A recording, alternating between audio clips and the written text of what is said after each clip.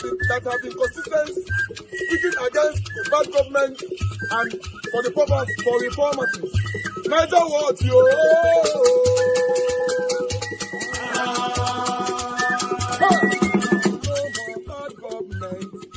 No more bad government. Niger what? No more bad government. Niger what? No more bad government. The only media that have been speaking. No more bad government. The voice of the voiceless. No more bad government.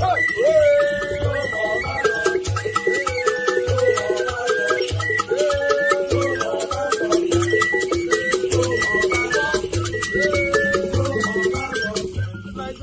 No more bad government. For the poor. No more bad government. Niger what? No more bad government. Niger what media? No more bad government. No more bad government. No more bad government. In Nigeria. No more bad government. No more bad government. No more bad government. The only media. No more bad government. The number one media in Nigeria. No more bad government. That have been speaking against government. No more bad government. Niger what? No more bad government.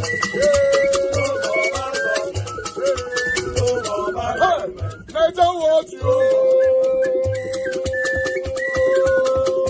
The voice of the voiceless. The voice of the voiceless.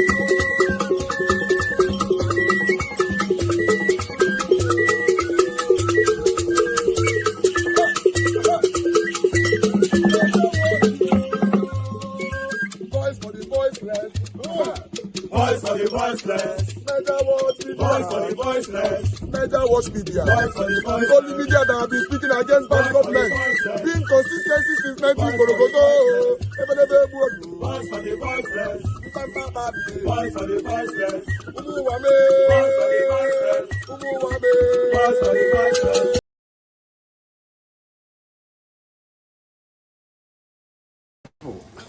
How are they this morning? Happy Monday to you all. Happy Easter Monday to every one of you. This particular video, one and one watch, so this one sweet me. It sweet me from Bakare, Tunde Bakare. This one sweet me. But I want me to listen to it. I don't want you to talk anything. I can watch this video first, then I'll come talk. I can watch them together. Fellow citizens, at the center of this political banditry is the motor park brand of politics, nurtured by the old brigade politicians, and in recent times by President Bola Ahmed Tinubu. Mr. President, it is through your influence that the Nigerian National Assembly has become a haven for legislative rascality. Mr. President, it's under your watch that the National Assembly has become an extension of the executive, grossly violating the principles of separation of powers and rubber stamping the whims and caprices of your office, all while singing the international anthem of sycophants on your mandate we shall stand. Mr. President, thanks to your political machinations, Nigeria is now bedeviled by a captured National Assembly, the most ineffective in its checks and balances role since the start of the Fourth Republic. In 2006, the Fourth National Assembly had the audacity to reject the tenure extension bid of a sitting president. In 2010, the Sixth National Assembly summoned the courage to stand against the power hijacking cabal and restore Nigeria to the path of constitutionality by invoking the doctrine of necessity. In 2011, the House of Representatives of the Seventh National Assembly had the courage to elect its leaders, as did the Senate of the Eighth National Assembly in 2015, defying executive interference. This National Assembly, the 10th, has by its unconstitutional endorsement of the president's abuse of powers proven to be the most spineless in our recent history.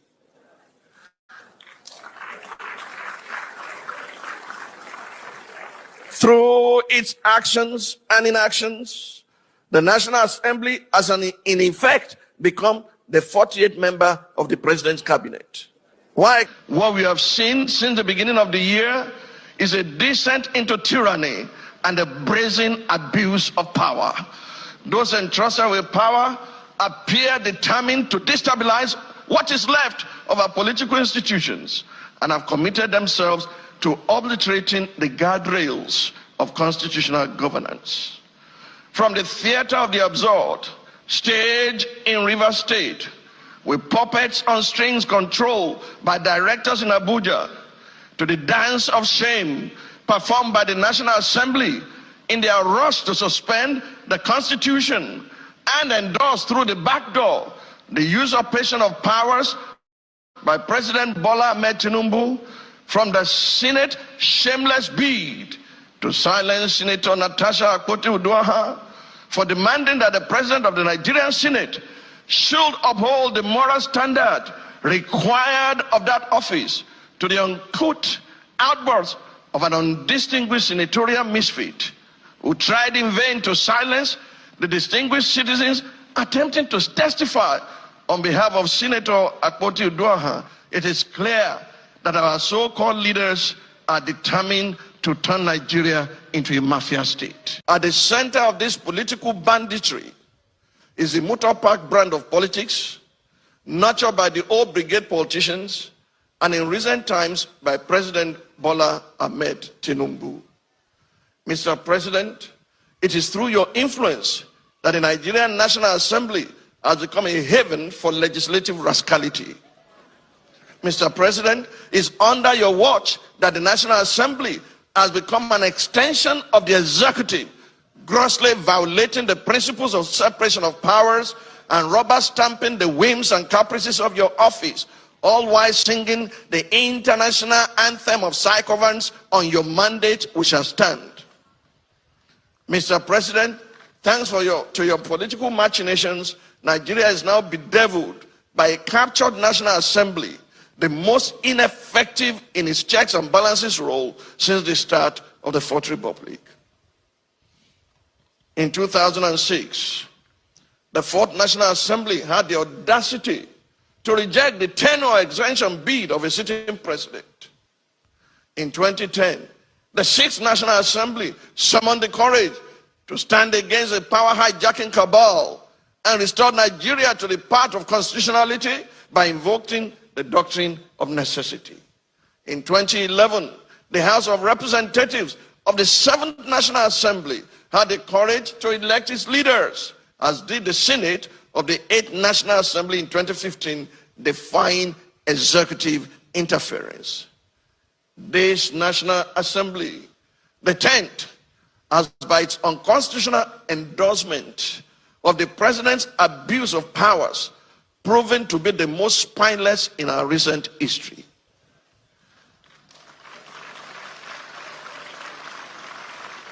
Through its actions and inactions, the National Assembly has in effect become the 48th member of the President's cabinet. While a cabinet minister by the name of Wike, is it Wike or Wike or Wakeep?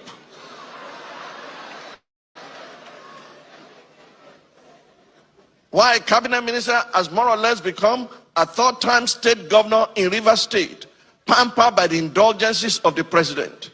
Recent events have made it clear to Nigerians that had this assembly been in place in 2006, when the third-term agenda was proposed, our democracy would have since morphed into one of Africa's lamentable tales of sit-tight dictatorship.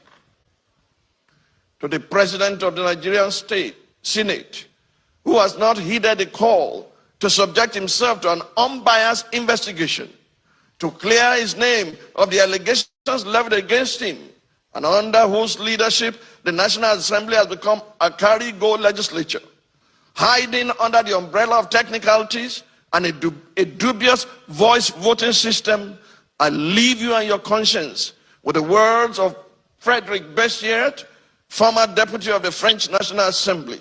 He said, and I quote, "When plunder becomes a way of life for a group of men in a society, over the course of time, they create for themselves a legal system that authorizes it and a moral code that glorifies it."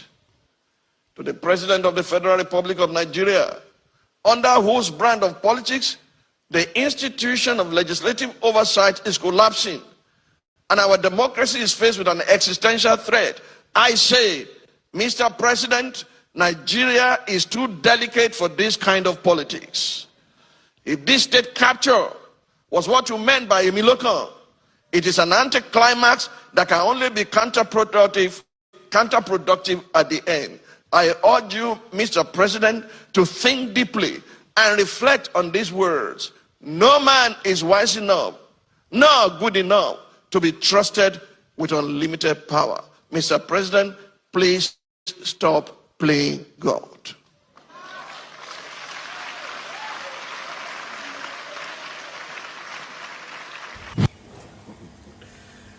But people, the reason why I say this one too sweet, BBC, we dey call on who go speak for us for a while. I'm one of those people. If I criticize you and you start doing the right thing, I will praise you. That's why I'm not biased. And if I praise you and you start doing the wrong thing, I will criticize you. Not today, this life. Forget that thing. It's a name. That one big is small. No. Let's say things how it is. Tunde Bakare don't spill out fire upon Tinubu. In fact, upon satanic Tinubu and his satanic government, satanic Akpabio, and how they conspired to intimidate Senator Natasha. How the country is going down the drain. Now, so it's supposed to be. Now, I will use this opportunity now to call on many more to speak out. Adeboye, Pastor Adeboye, where you did? Pastor Chris Oyakilome, where you did? And many others. Many Komuyi and many others. Their name too plenty. The YO pastors in Nigeria too plenty. So their name plenty. May you put them for comment section, tag them. May they come out and speak. Then traditional rulers, make all of the come out and speak. Our elders that have failed woefully. 99.9% of our elders, they have failed woefully.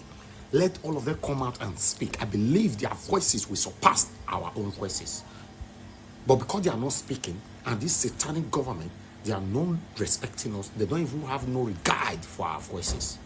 It is sickening to see that we have a lot of them that don't want to speak over what is affecting us in Nigeria. A lot of them don't want to speak because they don't want to step on Tinubu's toes. The same thing they did, they don't want to step on Buhari's toes.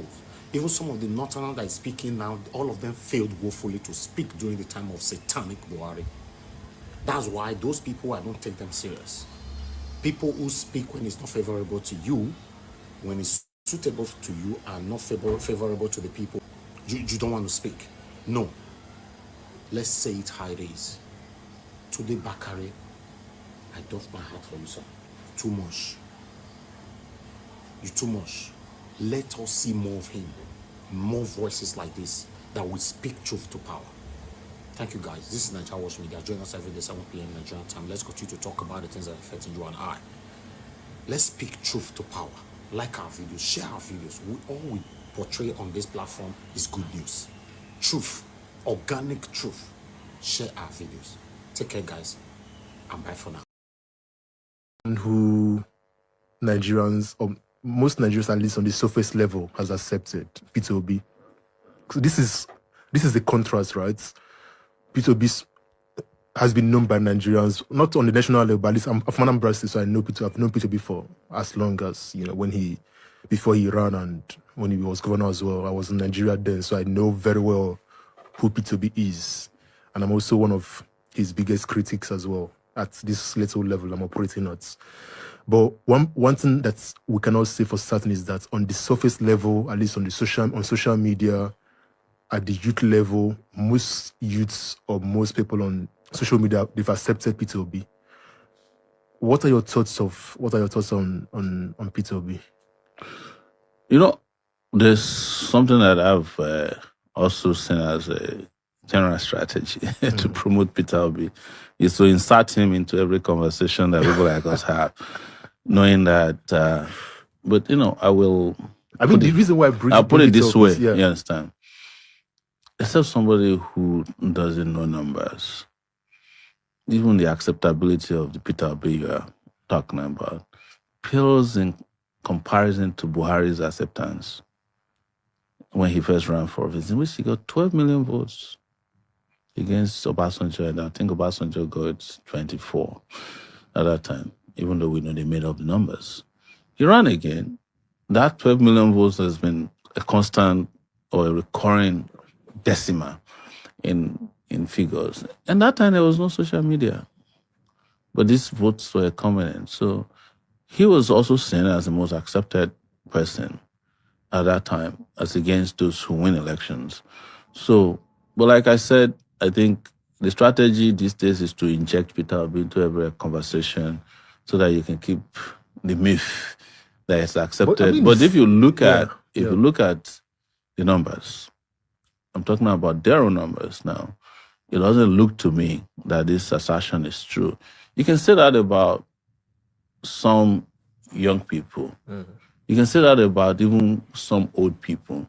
You can say that about certain demographics, Christians, for instance, and some of course, them, Christians, Northern Christians, who, in their response to the Muslim ticket, was looking for somebody, and he fits into their bill.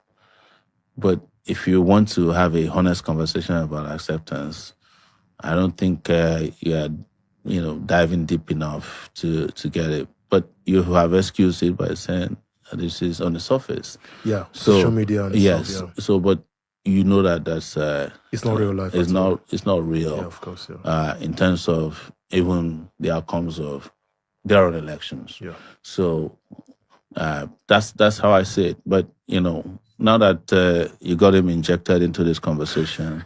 But what do you think of his personality? What do you think of him? See, I know him as far back as 2007 or thereabout, when he was cheated out of the governorship at first, and he was introduced to me, not in person, but his situation, by a friend of mine I respect a lot, Tunde, like from Anambra State as well. He's a great writer, and he said, "This is Peter Obi guy." We were all in the US at that time, and he's been cheated. And we went to work. He was, never met him. In fact, I met Peter Obi for the first time with Chinua Achebe. Wow. At an Achebe lecture several years later, I think, when he was now already governor. So he came and he was telling Achebe, Ojukwu was there too, and he came back. This was the day I knew that Ojukwu spoke Yoruba fluently, because I interviewed him. Okay. And it's still on the internet. And he said to Achebe, I'm meeting Shore for the first time. This guy was the one who made me governor. And Achebe is like, yeah, I'm not sure, because Achebe and I were close. His family, myself, before, he died. I mean, I sought Achebe out on my own. He's someone I've always loved, his books and his intellect. Yeah. So, and then Peter Obi said, can we meet upstairs? And I said to him, please, I'm not doing all this meet upstairs. And my witness was his person at that time, Valentine Obinyam. That was his special advisor on publicity. Very rabid guy like that. So, and a few years later, they came and said, this guy is such a substandard, liar, and we started evaluating Peter Obi's performance and found out that everything you heard in terms of publicity, and that's the way he was packaged this time around, was the opposite. Substandard buildings or things that were never done, they were packaging him. Mediocrity. Yes, it was mediocre. We got upset. And we started digging into it. I'm telling you, for the first time, to his governance, and found him to be a fake, as fake as they'd come. I agree, 100%. And he got upset. They went and printed posters in Anambra State. I think it was done by, Valentine, accusing me and Okedibe of being gay partners. So that's why I also knew that all the social media rabid attacks, he endorses it. Yeah. That's how he operates. But, he will maintain dignified distance and act like, if he sees you, he'll greet you like. Yeah. But besides that facade, Peter Obi can lie. Yeah. When we were running for election, I noticed something about him. If Peter Obi wants to take a private jet, he will go and enter through commercial place. So I greet everybody, you think, and then they'll bring a vehicle and put him to go to the private jet area. One day we arrived and we came to campaign, and I think we were both in Lagos. We arrived on the same flight. This one was a commercial flight. And he waited for me. Maybe they did deliberately at the entrance of the plane. And I greeted him. By that very time, we took pictures. I had not left. I posted the picture myself, and these people were like, Shore has bowed down for B. But here is the next part. So we entered the vehicle. I saw him entering a vehicle, and I followed. Turns out he was going to the private section where they treat VIPs. Oh. And then saw him with a whole coterie of, I said, but you came alone, and they were all there. Apparently, those ones probably flew on a private jet. Okay. But he decided to fly commercial. And I now asked the guy who was driving, because we were in a car, a Hilux van. I said, let's wait and see what Peter Obi drive, because I was actually expecting that he was driving, was the Innocent Motors. Okay. Peter Obi had nothing less than 10 big Toyota SUVs waiting for him. There was this Mercedes Space Boss.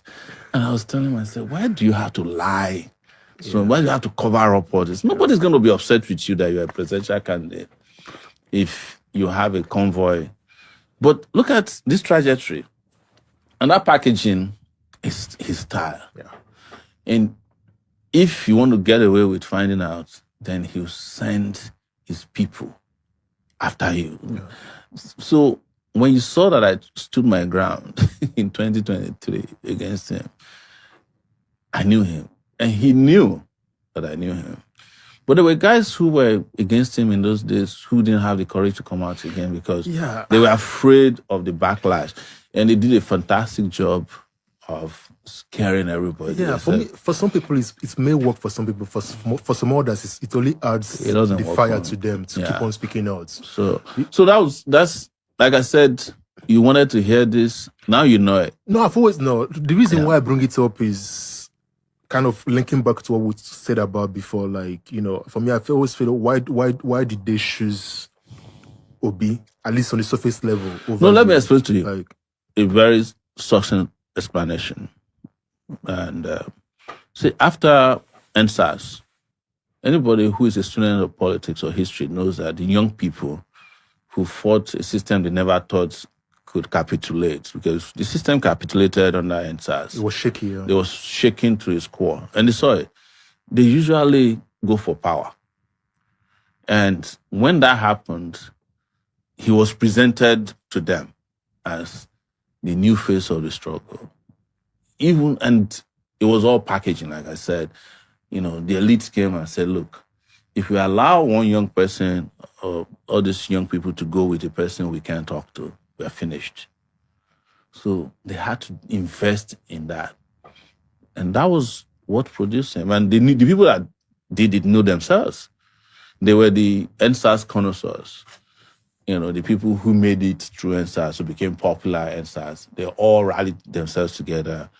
And I was aware when they were planning it. But I said, how can you do this? Because this guy is establishment boy. Those were the first set of people that started attacking us. And I can mention their names. Aisha, we were in a group.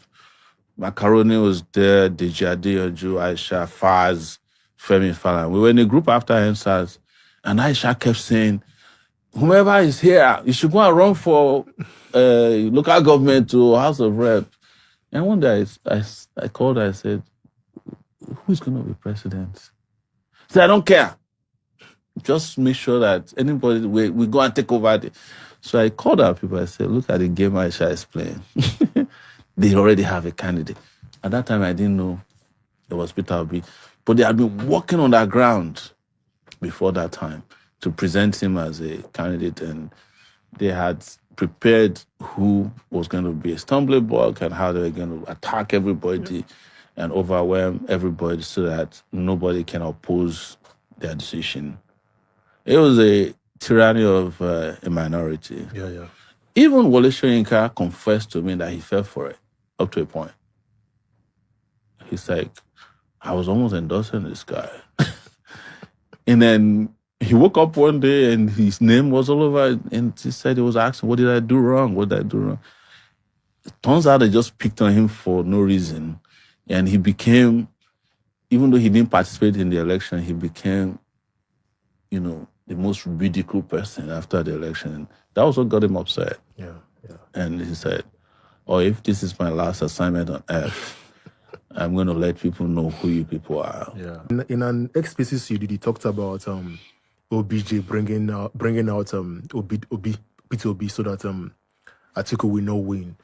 Kind of didn't understand what you meant by that. Can you explain what you meant? I'm a student of history and power. Yeah. I have followed meticulously the history of at least 7 presidents in Nigeria, starting from Babangida, followed by Shonekon, who was in power for 84 days before we drove him out, and then followed by Abacha, that's number 3, followed by Abdul Salam, that's number 4, Obasanjo, number 5, Yaradua, number 6, Jonathan, number 7, Buhari, number 8, 9 actually now with Tinubu. And I hope I become the 10th person, so that I can wipe all of their memories away from you. So what has always happened is that there's a power structure of people who believe they own Nigeria. And they truly do, if you look at how they have succeeded so far.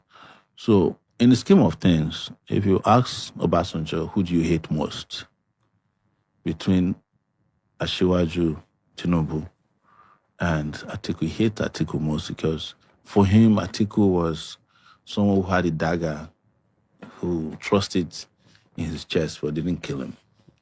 For him, Atiku was Brutus.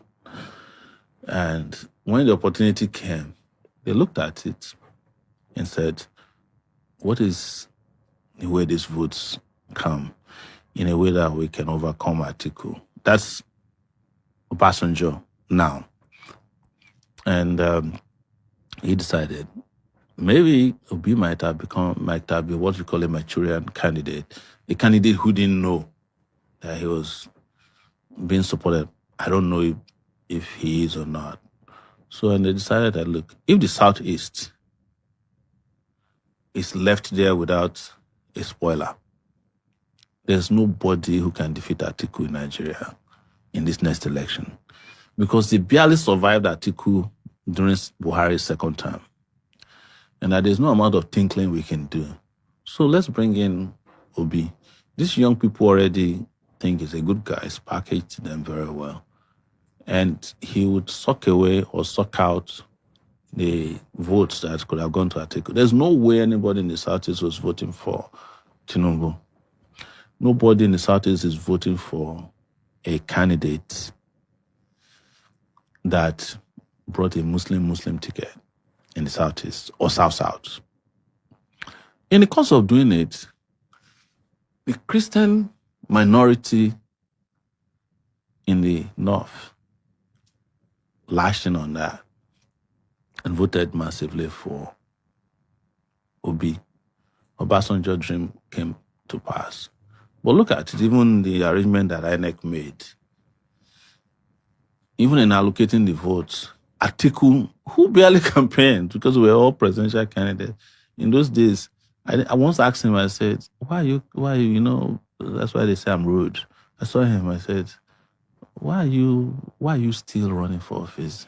You could barely move. He looked at me and said, sure, just move, get out of my face. Because during the last election, if Atiku moved one leg, he would stop. Like he needed to catch a breath. He looked like, I think I tweeted about it, that he looks like a bag of cement that, had become spoiled. So how Atiku, without much campaign, was able to have 8 million votes? But if you were to add that to half of Obi's votes, Atiku, they would not have been able to explain defeating Atiku in the election. Do Obasanjo hate Atiku? Yes. Now, does he hate Tinubu? He does. Does he hate Atiku more because of their unsettled problem when he was vice president to him? The other part is that the part of Nigeria who's like, we just had 8 years of a northern president. How can we go and vote for another northerner, regardless of? That was how the issue was solved. So when you hear people saying, oh,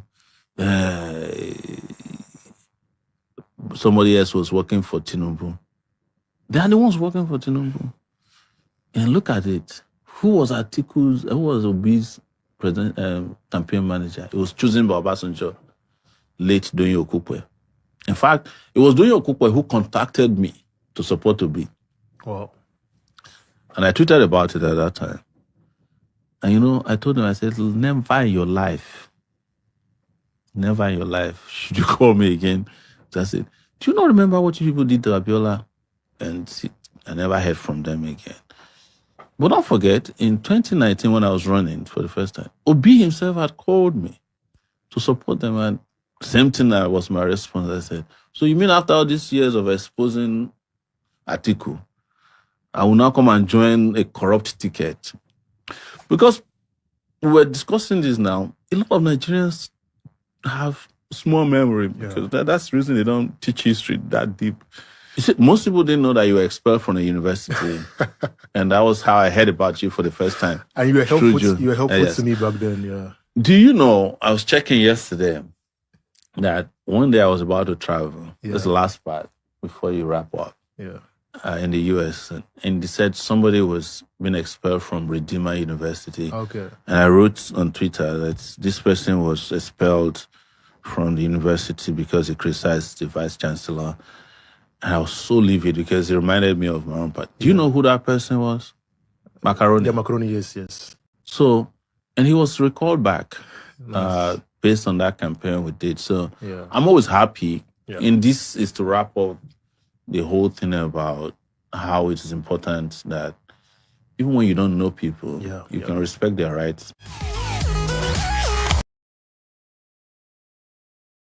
Video of Sheila, wherein they talk say there's nothing on this earth that will make him support P2B. Say he no get what P2B go do. We go make him support P2B again. He cannot support him at all. There is nothing on earth that Peter Obi can do that will make me support him. I no go lie you. I am the happiest person for that video. That video too sweet me. I go explain. I go tell you why. The video too sweet me. He can't ask him why. He can't talk say because obedient attack him family. And tell you babyface come they ask and say he say now because say they attack him family. So you don't get anything we P2B go do for this earth. We go make him give him any support. He sweet me. Because you don't understand now the lineup. You understand the lineup? The lineup too sweet. The lineup now me say all these people where they talk say they no go fit support P2B. You don't get anybody where they complain about competence. You nobody get anybody where they complain about criminality. All their reasons now that people when they are around his supporters. His supporters bullied me. His supporters Bob. Guy, I want to be this type of person that people will look into my record. Check. They no go see anything to attack me. But now people where they are around me, where they support me. This is a plus. I no go lie you. You no get any campaign where big past this one now where Sheila do for P2B. So it means say, even if say P2B come out, they show you for clear television saying that P2B, you no go support her. Even talk say even if say P2B wear Jesus garment, you no go support her. P2B wear the garment of Jesus today, he will never get my support. That is to show you say, one, you are not even looking for competency. That is what you just cleared. Competence. You're not looking for Nigeria to be better. This is not the biggest campaign where you go do for person. I never see anybody now where they do all these things, where come out, come talk, say, the reason why I'm not supporting P2B is because say he did this. It's because say he stole money. Nothing like that. This man too clean. If P2B na woman won't marry her, go increase the bride price. As a matter of fact, that it be like say we go to let fee for people who want support P2B because your record need to be clean too. Look at him now. Look at man. Look at man. person when they check a record, they don't see anything. They don't see say he stole money. EFCC locked him up. Then he's in the record. Nothing like that. No criminality. He carried drug. Nothing. Man, just clean like water. When no get enemy. Now go just there on your own. They hate. As a matter of fact, there was never a time obedience begin to attack people. Don't let anybody gaslight you. Obedient people will insult obedient. If obedient reply, it's not problem. Excuse me, were you expecting to insult somebody and the person will not reciprocate? It's a reciprocating something. See man, where you talk say you no go support. See man. One man motor. If you come like this, thousands. Election don't finish since so. But people be once you put head everywhere, still they shout. People still they cheer, they shout. Oh, put there, OB. Guy, I don't lie you. Because very soon now, you go reach our turn. With this thing, where would they tell our parents? Now our children will begin to tell us, Daddy, what did you do to Nigeria? I will tell us how I supported people. Look at the clean record. The person I supported, see, look at him now. Look, say, Daddy, you tried. Then you bring your own people where you support. Daddy, how come this person you supported? They say he has criminal card in USA. He said he carried drugs. Our father be this, so you don't get on that one. Nothing when they see me like to support good thing. I know they lie you. To be saying it is better to be doing right thing and fail than to be doing wrong thing. Do the right thing and fail. Let us see that you have failed than to sell your hand in the wrong thing. That is not why. I must not be the president of Nigeria. I'm not desperate to become the president of Nigeria. I'm desperate to see Nigeria working. Just like I said during the election. You cannot come through the window and start cleaning the house.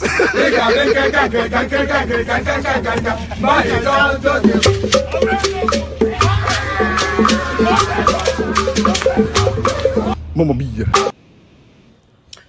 All right, guys. Appreciate you all. Good morning, good afternoon, good evening to every one of you. Happy Easter Monday to every one of you right there. My presentation will continue. I think I should man for waiting this up. Mother for Mommy Diaspora, good evening to you, Mommy. Happy Easter Monday to you, especially.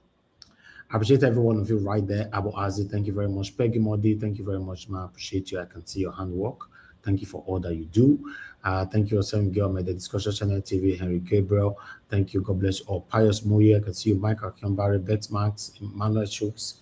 Thank you. Amaka O in the building. Thank you very much for joining us today. Patience Demudia, Dewale James, can see you as well. Sonny Adopolo, thank you very much. Amo Boshala, I can see you. Thank you. Good evening to you. Do your part by pressing on the like button, my people. Olapepe Soyemi, thank you very much, my good evening to you. I appreciate you. Pius Moye once more. I can see many of you right there. Lucky Yamo is with us there as well. Maris Ike, I can see right there. Thank you. God bless you all. Thank you, Sergey over there, and many more. A lot of you don't comment. Unfortunately, I can't mention all this. Mr. Justin Emmanuel, thank you very much. I appreciate you. Peter Ife, thank you. MC Magnus, I can see Joshua Ayer, I can see you as well. Presidency XL, thank you. Wisdom Lucky, Edward Guavon, Alaba Ferreira, thank you, sir. I appreciate you. Love Maduka, Sagovo Kongai, Petra Nofem, and dear sister, I can see you all. Osage, dare I say, Austin Prince. Thank you, James Omer, Mike Akimbari once again, and many others. In case I don't make sure on the novice, let me just pass my submission quickly. If not, we might sleep here. But I appreciate every one of you. Now, God bless you, my people. Remember that I'm one of the consecrated supporter of Mr. Peter Obi. I don't need to talk much about that. Many of you already know. I dedicated all my platforms. I dedicated myself alongside with my wonderful panelists, callers, and commenters. We supported him with everything. Not because we're expecting Peter Obi to give us anything, because we are heavily craving to see a better Nigeria. And the only person we believe at that time that can give us that better Nigeria is Peter Obi. In fact, when I say at that time, even till now, as of today, I don't want to talk about tomorrow. If you know there's somebody that you found already that can give you a better Nigeria that is above Peter Obi, please let me know. Because he's still the number one, he's still the leading man as we speak.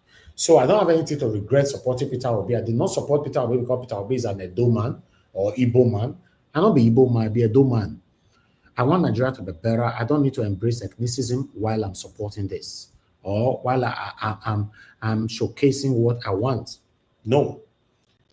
But to see one thing come out, a common thing, come out to say, I can never support Peter Obi. Sheyi Law that failed woefully in his career. Sheyi Law run come London. Come seek asylum, come find I want a better life for London. Hide on that one. I don't want to reveal your secret, man. The time when people like you take run come London, we don't be citizens, tele. We are still supporting what is right in our country. Yeye Sheyi Law, who always wear the garment of ethnicism.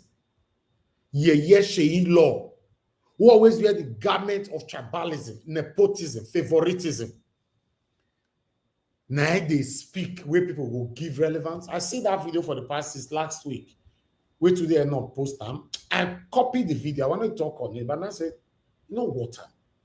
But I see the reason why our brother have to talk about it now, because he believes we need to counter these people at all times so that their satanic submission don't fly. Tell me, Sheyi Law, whoever you are supporting, including Tinubu and all the satanic people in Tinubu's satanic government, tell me one person in that satanic guidry that is better than Peter Obi. It's shameful to see that you people criticize Peter Obi, but you cannot actually criticize him for his wrongdoing. Yes, till today, all of you who hated this man cannot at least tell us one thing where this man do. When go make me myself, Nigeria was to run away from this man. Una no greasy one talk. Now, obedient is it? Obedient. As I they talk now, they go label me say, now so obedient people be. But nobody go know say na Sheyi Law talk about us. I'm a proud obedient. Yes. That make me talk say now Peter Obi give relevance to Labour Party and satanic Abure. Yes, of course. No be Abure. Me don't know Abure before Peter Obi come into Labour Party. I have to be honest though. I don't know him. This is not bragging or lying. I don't know Abure. I only started hearing about the name Abure. And I get to know his history under Labour Party because Peter Obi is there. I don't know him before. I never heard that name for my entire life. Yes. Peter Obi give you... Peter Obi na man before we go shake your hand. You go hold your hand, go use rope, tie am for cellophane. No wash am. If you want shower, make sure say your hand dey up. You shower the rest body. No shower that hand.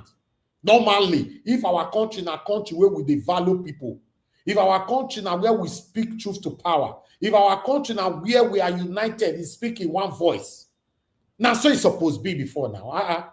Do you want to affiliate yourself with criminals, drug barons, drug addicts, satanic set of corrupt individualisms? Do you want to affiliate yourself with people like that? I don't know. Many of you might, but me, no. It's a no, no, no, and no for me. Yes. So for one thing to come out to say, then I'll leave that one because it's, to be honest, I saw the video. It was very, very consequential to me. But since when I talk about them, let me pass my submission on it. But let me come to more or less worry. More or less worry. I've said this so many times, and I've told you personally, for a friend to celebrate 2 years of friendship with me, you know, say that friend, that better friend, friends not the fit stay with me for long. But I know why. Not because I be bad person, because their ideology, their line of lifestyle cannot match my kind of lifestyle. You know me say I better pass them. Don't get this wrong. I don't better pass anybody, nobody better pass me. But I'm saying it that the way I take the think, the way I take the reason, I'm too different. For example, people who they smoke, I don't say they're bad. When I talk about smoke or drink or whatever, no, nobody bad. Everybody get with it they like. Me, I have something that I'm addicted to as well. But one thing is this.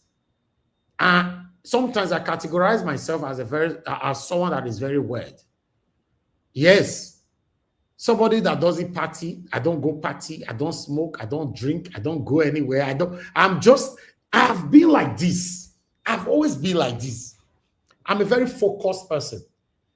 Very, very focused. So for you to be my friend,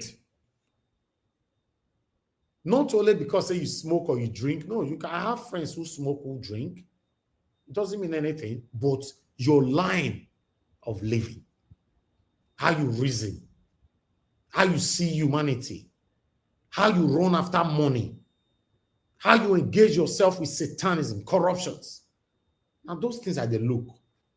That's why I said you can't celebrate to be my friend for 2 years. It's difficult. Many people cannot. To be honest, I've said this so many times. I don't like coming out to speak and mention your name, and because I hold you so dearly.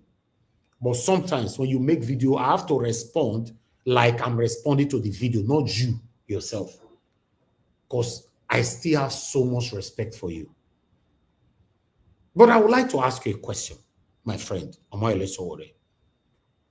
on earth you go your grant interview from A to Z, you want to talk about Peter Obi in this excruciating moment of our country? Come on now. Wait till they stop. Eh? Do you know that the day my brother, very dark man, will fall, the day he will fall, now the day we use this platform to speak ills about Peter Obi? You don't know. You don't know, say some people day that you don't need to talk about. Not be human being do them. Now the way God take create them. The more you talk about them, the more you continue to fall. Are you not aware of that?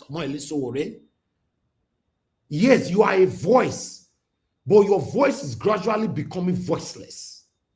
To be honest, how can you grant an interview destroying Peter Obi? I can't even remember a day where Peter Obi don't sit down and they talk about you. I see comment now, somebody saying that, God's grace, you are saying that you really still love this man, Peter Obi, at Nigeria Watch.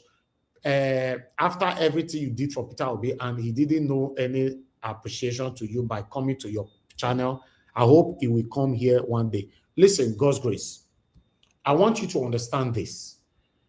Although your write-up is, you composed it, you know, if not, maybe I would have taken action against you, but I won't do that because you are well composed on your writing. But I'll let you to know this. I supported Peter Obi, not that he must come my platform, although it's wrong that he didn't come my platform. Because all the platform that Peter Obi have visited, to be honest, I can hit my chair. They don't do the work what I do. No, they didn't. Some of them were even standing on the fence. Some of them were standing. They are not supporting anything. They were allowing the panelists to just speak. Peter Obi visited them not once, not twice, not 3 times. He visited them. Yes, I understand what you are saying. I invited Peter Obi, prominent individuals that you and I respect in the country, senior advocate of Nigeria. They helped me in talking to Peter Obi. Right? Even Abure that I now talk to today, talk to Peter Obi. Abure came here twice. Abure helped me talk to Peter Obi. Peter Obi don't come. But listen, sometimes we are taking actions against people. I beg, don't forget one thing. Don't forget the headline, the title, the purpose. Yeah, Peter Obi don't visit Nigeria Watch. Is that enough? Say Peter Obi cannot be a good leader, president in our country. Or is that enough for you to say that all that have ruled Nigeria, including the one that is ruling right now, will be better than Peter Obi if Peter Obi ever got the opportunity to rule as a president? These are the area you ask yourself. It's just like somebody that have been good to you, right? And the person end up doing something wrong today. Then you forget everything this person don't do for you for your entire life. Then you stone the person to death. No, life shouldn't be like that. You see? So for me, Peter Obi not come. I don't feel you say, I don't feel him. I feel him, but it didn't stop me from activities. Nobody want to labor in vain. At least Peter Obi come here to say thank you and thank you, Nigerian family, for everything we want to do. Yes. But is that enough for me to say now, oh, Peter Obi don't come my platform, so better pass Peter Obi? No, no, no, and no. So you know better pass Peter Obi. And unfortunately, I'm sorry. I have to say it. I have to. If you're my blood biological brother, the same thing I will say. You know better pass Peter Obi in terms of who at the moment can lead this country. The way you are going, even 2027 is around the corner. Look at what you were saying. I can't even digest if you are campaigning for Tinubu already stylishly. Because get the one until they do nothing. More or less, I don't want to talk, to be honest. I don't want to talk. I don't want to talk. I have so much respect for you. You know that so much, so much. I don't want to talk about video like this. Once my people don't send that for me, I'm not talk put. They will label me as biased. They will label me. Just like somebody sent me a video of my mama. I can't say because my mama, I don't want to talk about her. I go talk about them. If you know, say my mama don't ever come to your inbox, come beg you for money, let me know for you. I go talk about them.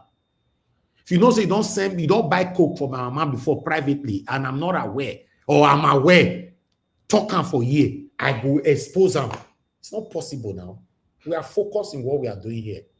In the process, any support we get, especially me, nobody should send my mother money. It will never take. I even know my mama said, try him for back. Tell him, say you want to send her 1,000 pounds. Or may send that, you want to give her 10,000 pounds. I promise if my mama take that money from your hand, I will end my broadcast forever. It's not possible. It's not possible. I know her. But say you know, say get what my papa do, my mama do. I can't say, oh, I don't want to talk about them. No, so if I talk about things like that, who is a more or less whatever I don't feel address on air? I'm more or less I beg, leave Peter Obi alone. I beg. This man, we don't check him left or right. We don't see anything where this man don't do, where everybody go, they attack him left or right. Wait till they happen now. If another person, the way I'll tell you this matter, the way my voice will take echo everywhere, you know now. Everybody get him for body. Everybody get him for body. But leave this man. How can you just sit down? You're weird. Boba Ishokoto. Just sit down. Just say, okay, the topic that will be. What did it happen now? Guys, I need to move on right now. I appreciate every one of you. Thank you very much for your time. Help us to press on the like button. Help us to share. I appreciate you all. Let's take this one quickly. I don't want to say this, that area because some people they have put eyes on my body. They have put eyes on my body that when this campaign, this thing happened, some was telling my mom that this money that I give this boy, you share into two, unless you don't see your daughter again with that. So they will kidnap me, carry me, go to somewhere that my mother will not see the money, will not see it and use. So my mom now told them that what she wanted to do for them. She said that they will share the money into two. My mom said that it cannot possible. Say, okay, stand of the motto now. If they shoot Tarrant, because this is what they will be talking. They say, no, I don't want to hear that one. See, they share the money into two. So my mom say it cannot possible.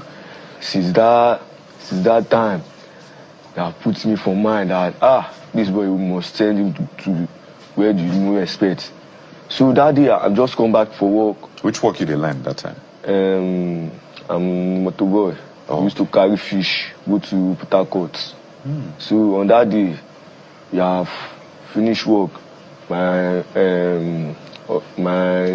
guy have given me money. See, this is my money that I work. So when I start to come in house in the afternoon, I don't know that I don't fight for that place. So when I'm coming down, I don't know that police is already surrounding the area and those area boys. So as I was going now, I just want to enter our gate, that I should enter house. I just see those police, they just come outside, hold me. Hey, see the boy, yes, see the boy. Handle me to the police that they should carry me go to station. They hold me now. They carry me go to their station. They lock me inside. Say, and that's when they lock you for 1 week. Yes. His account is again gripping, and I imagine the trauma he's gone through after all this process. But I'm very curious. He says he wants to go to school. Well, ask him about the people they claim are his cases. So the people where they come put you together, you know those people? I don't know them. Those people that put me together, it's only me that small. Among the side is 4 people. Those 4 people is Edalima. They senior me where. So they just put them inside where they put me. They don't ask me see where they catch. I say now reading. See they see I did among people with the fight. They tell me see you sabi fight? No, street they say destroy the area, collect phone, destroy damage something.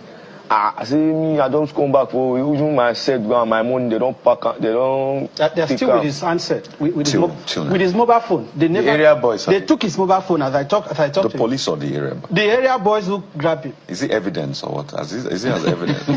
we made efforts to get it, but who will we go to? The police should help us. They are part of the conspiracy. So at this point now, are you going back to court to make these demands? Yes. Yes. Yes. Because you have made some demands and you've given them. What timeline did you give them? 14 days from the date it was released. But the way the police, in the light of their statement, we will not be waiting for that. Because police now is apparently disputing your position. No, they are not disputing. They are corroborating our position. Okay. You know, we have nothing to hide. When this matter came to public life, I said the initial excuse for arresting him, they claimed there was street fighting, which he had mentioned. At what point did armed robbery come in? And how can someone that has been exonerated by a court on the advice of the DPP, you are still issuing a shameful statement, doubling down on your impunity and lawlessness? Which you consider shameful? It's shameful. Quadri, this thing pain you. Yes. This thing where I pain you. For the place that they brought me going, they lose me that, like, person that don't have any family. From morning to night, from morning to 6 o'clock, I used to build sheets.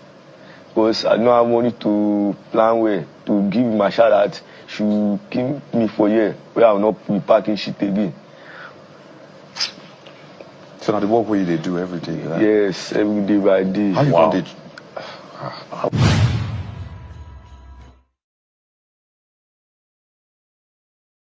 So that no candidate can secure the presidency without substantial support from the region. Baba Ahmed also warned against the continued marginalization of the North by the current administration.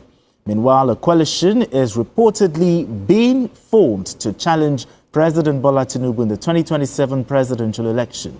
The proposed alliance envisions Atiku Abubakar serving a single term as president, with Peter Obi as his running mate. Okay, 2 stories in one. Let's start from the first part. Looking at what Baba Ahmed said, over the weekend, is this to scare the president? I don't know what the goal is, but I actually hate it when I hear elder statesmen, especially those who have been in public service, retreat into ethnic cocoons and give the impression that the North, for example, is being marginalized. How? Because he needs to explain how the North is marginalized. How? It has to be explained. Because is it that projects are not being cited in the North? Or do we see marginalization simply in terms of appointments here and there? As we speak today, the North has 27 ministers, which is higher than the South. Yes, we have 48 ministers in North. Yes. And the North has 27 of them. And some of those positions are key positions. Key positions. Defense, the 2 ministers of defense. True. Because he was talking about security. Insecurity is a big problem in the North. And when a fellow Northerner like me was president, it even got worse. Yes, it got worse under the last president. Exactly.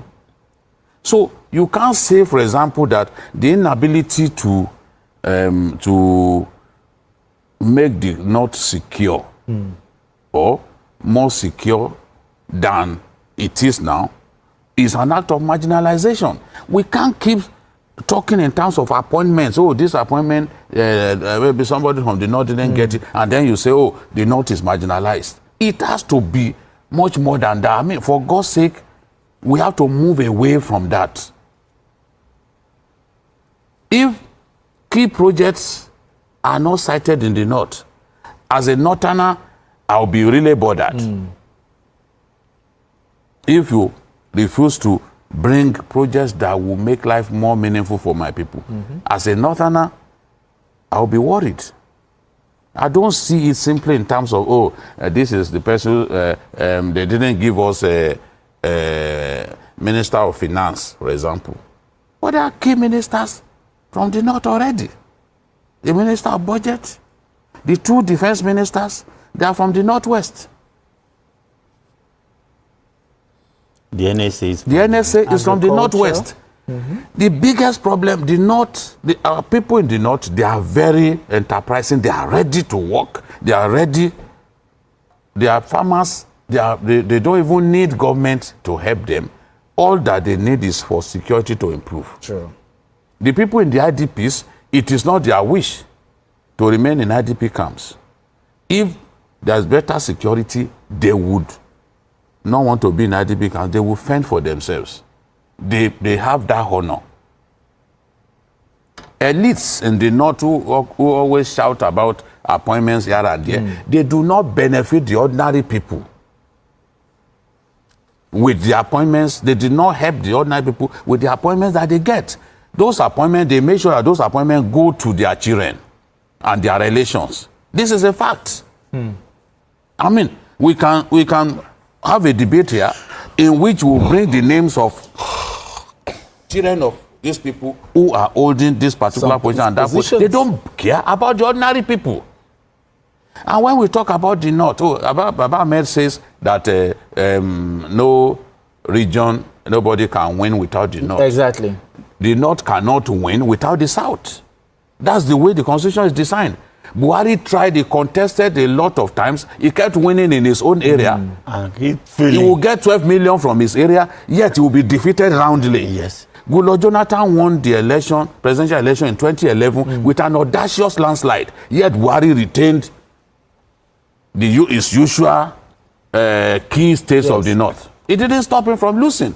Look, it's not a question of, nobody can win without the North. Nobody can win without the South as well. And then when we talk about the North, what are we talking about?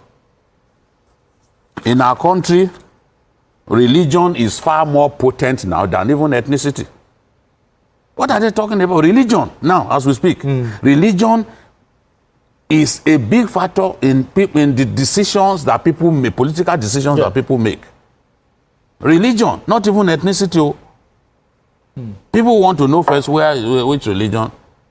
Is he a Christian or Muslim? Is he a Christian or Muslim? The ethnicity, is not so much of a problem. And today I can tell you there's no such thing as a monolithic North. No. When you talk about the North, North Central is part of the North. True. Are you telling me that the North Central and the Northwest, they always vote in the same way?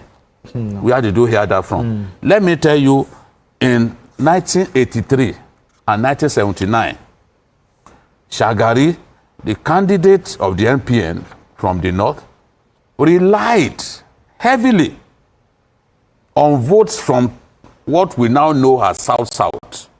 Okay. Yes. The old Cross River, you know, he got votes, tremendous votes from there. He did not rely solely on votes from, because even in the North, the votes were...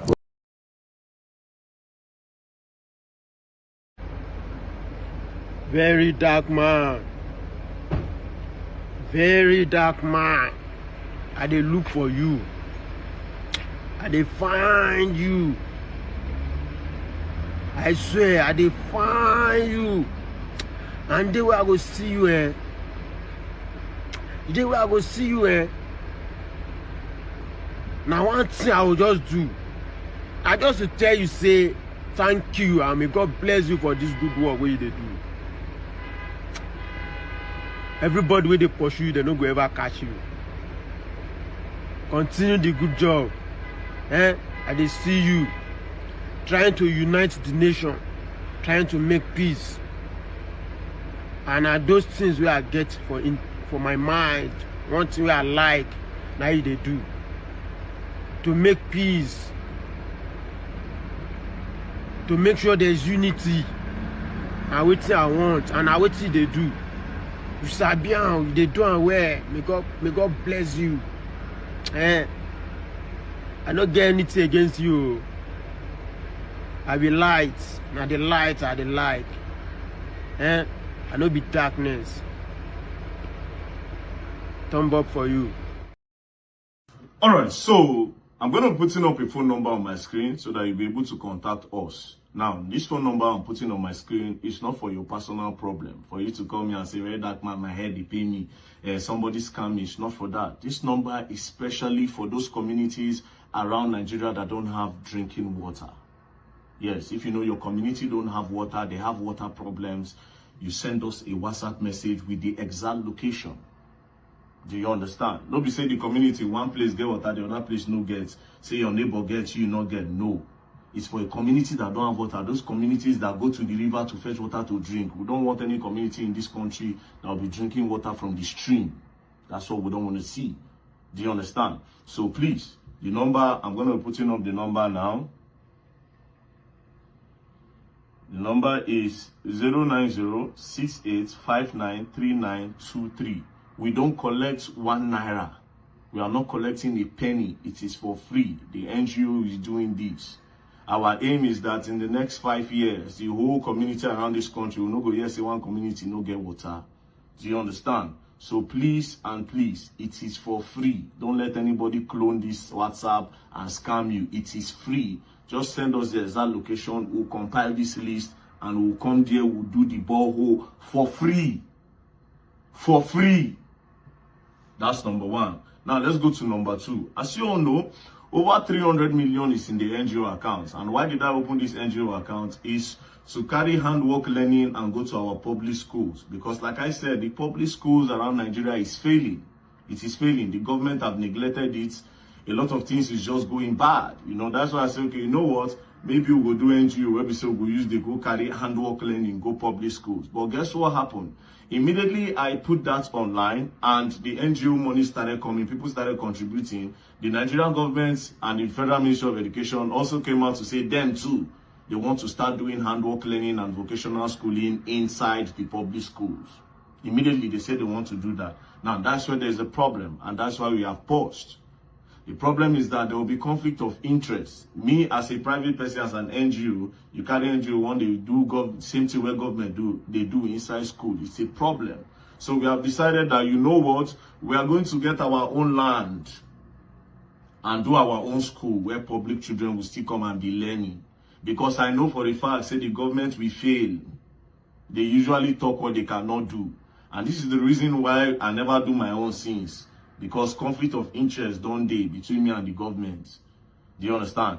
The government say they want start to the teach and work. We say we want to teach and work inside public school. And our government get public school, nobody else get them. So we have decided that, okay, like say we'll go buy land where we'll go use. Then children around maybe the community will come, and different communities, you can send your child there to come and be learning. There's no problems. Do you understand? So we will look at whether we'll start for Abuja. We can start in Abuja or any other state. But we'll like start for Abuja if we can go give me land. The Honorable Minister of the FCT, Nelson Wike, if you give me land at this particular period to do a vocational school for handwork learning for public children, please, I would really appreciate it. I know say in the past, I don't talk say, yeah, we can do this, we can do that, we can do that. But also they talk about the good things where you do. You know me, and they talk about your good, say you do road, this one. And just some kind of things where you do it bad, now I talk. Do you understand? So if you give me land, I will appreciate. God will bless you. But if you not go give me land, still, there's no problem. We'll go buy land. Yes, we'll go buy land. But please, if you give me land, I will appreciate more because to buy land will cost. So that is what is going on. So what I don't forget again. Like I said, we are not charging 1 naira. Don't let anybody scam you. All these Yahoo boys, they book clone account.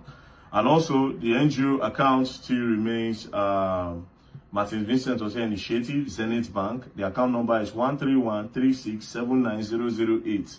Please look at the name before you send, because all these Yahoo boys that they work.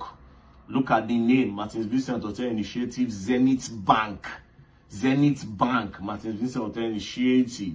So anything where you like, now 10 naira you want to send, 15 naira, 20 naira, send them. See the project big. We don't have water join them now because community, they see them, communities there. So I beg, if your community don't have water, reach out to us, right? Just reach out, send us the exact location, we'll compile the list. Now, if not for the east side, if not for the west side, once we don't gather all the whole list, the day what we won't go do for east, we just go all the east, what we do. We just make sure, say, okay, that period they do is, if we won't go west, if we won't go north, if we won't go south. And so I beg, just locate that community, send the location, we'll compile those lists, and we'll get to work. Our aim is to make sure every community in Nigeria have a good drinking water. Yes, give us like 5 years. 4, 5, 6 years, we should be able to do all that. Just give us the coordinates. Thank you very much. Peace and love, and don't play. If you play, you're gonna learn, and you're gonna learn the hard way. Nigeria must be great. Peace and love. Yeah, so everybody in this hostel, literally everybody has to get water from here. Any yeah, you gotta move, man. Hey, how far, my brother? To see. Literally everybody. Don't put anybody's face, man. Just go down. Before this guy will finish now, if you don't get moved for hand, this thing be like gym. Bro. What the fuck? So everybody, yeah.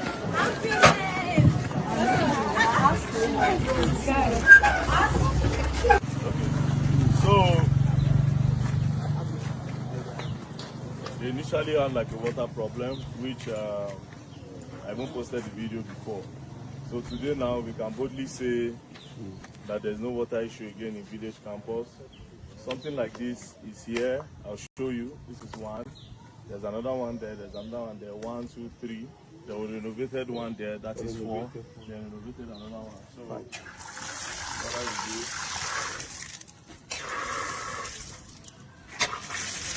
And as you can see, donated by the Rattle family worldwide. And not put VDM or anything at the Rattle family. All the people who contribute the money join.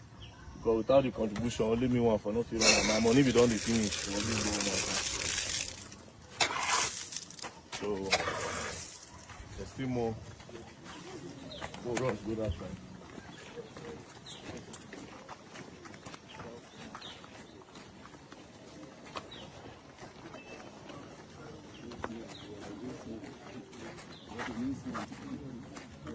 Why you end up? Don't end it, bro.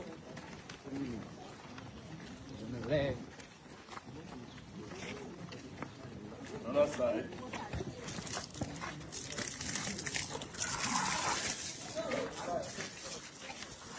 Abeg, like I talk, I'm gonna fix this one. If not, it will turn to government project. Only government project, one go spoil the overlook and 2 go spoil.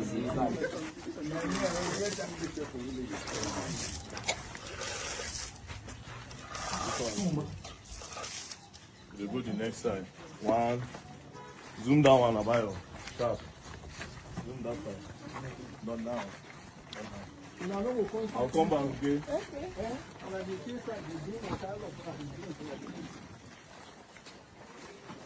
There's another one here.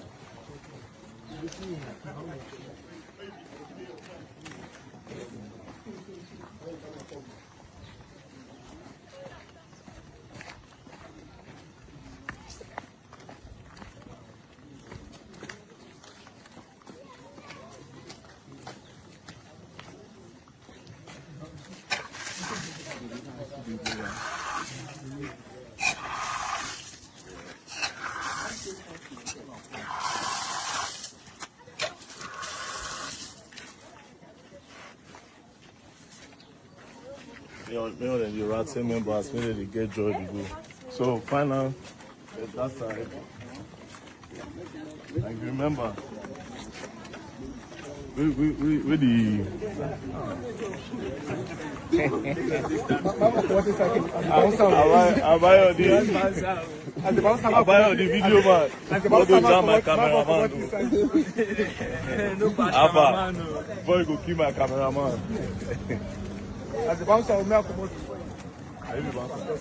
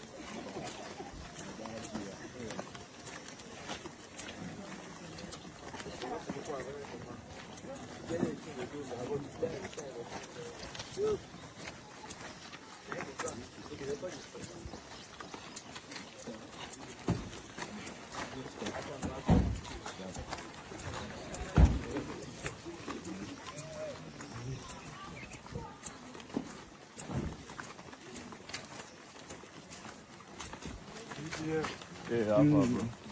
What's up? I agree too much.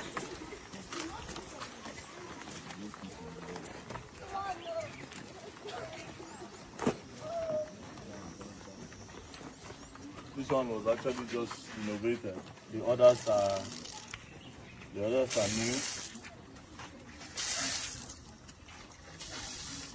So where the plumber man is? So we did how many new ones again? We did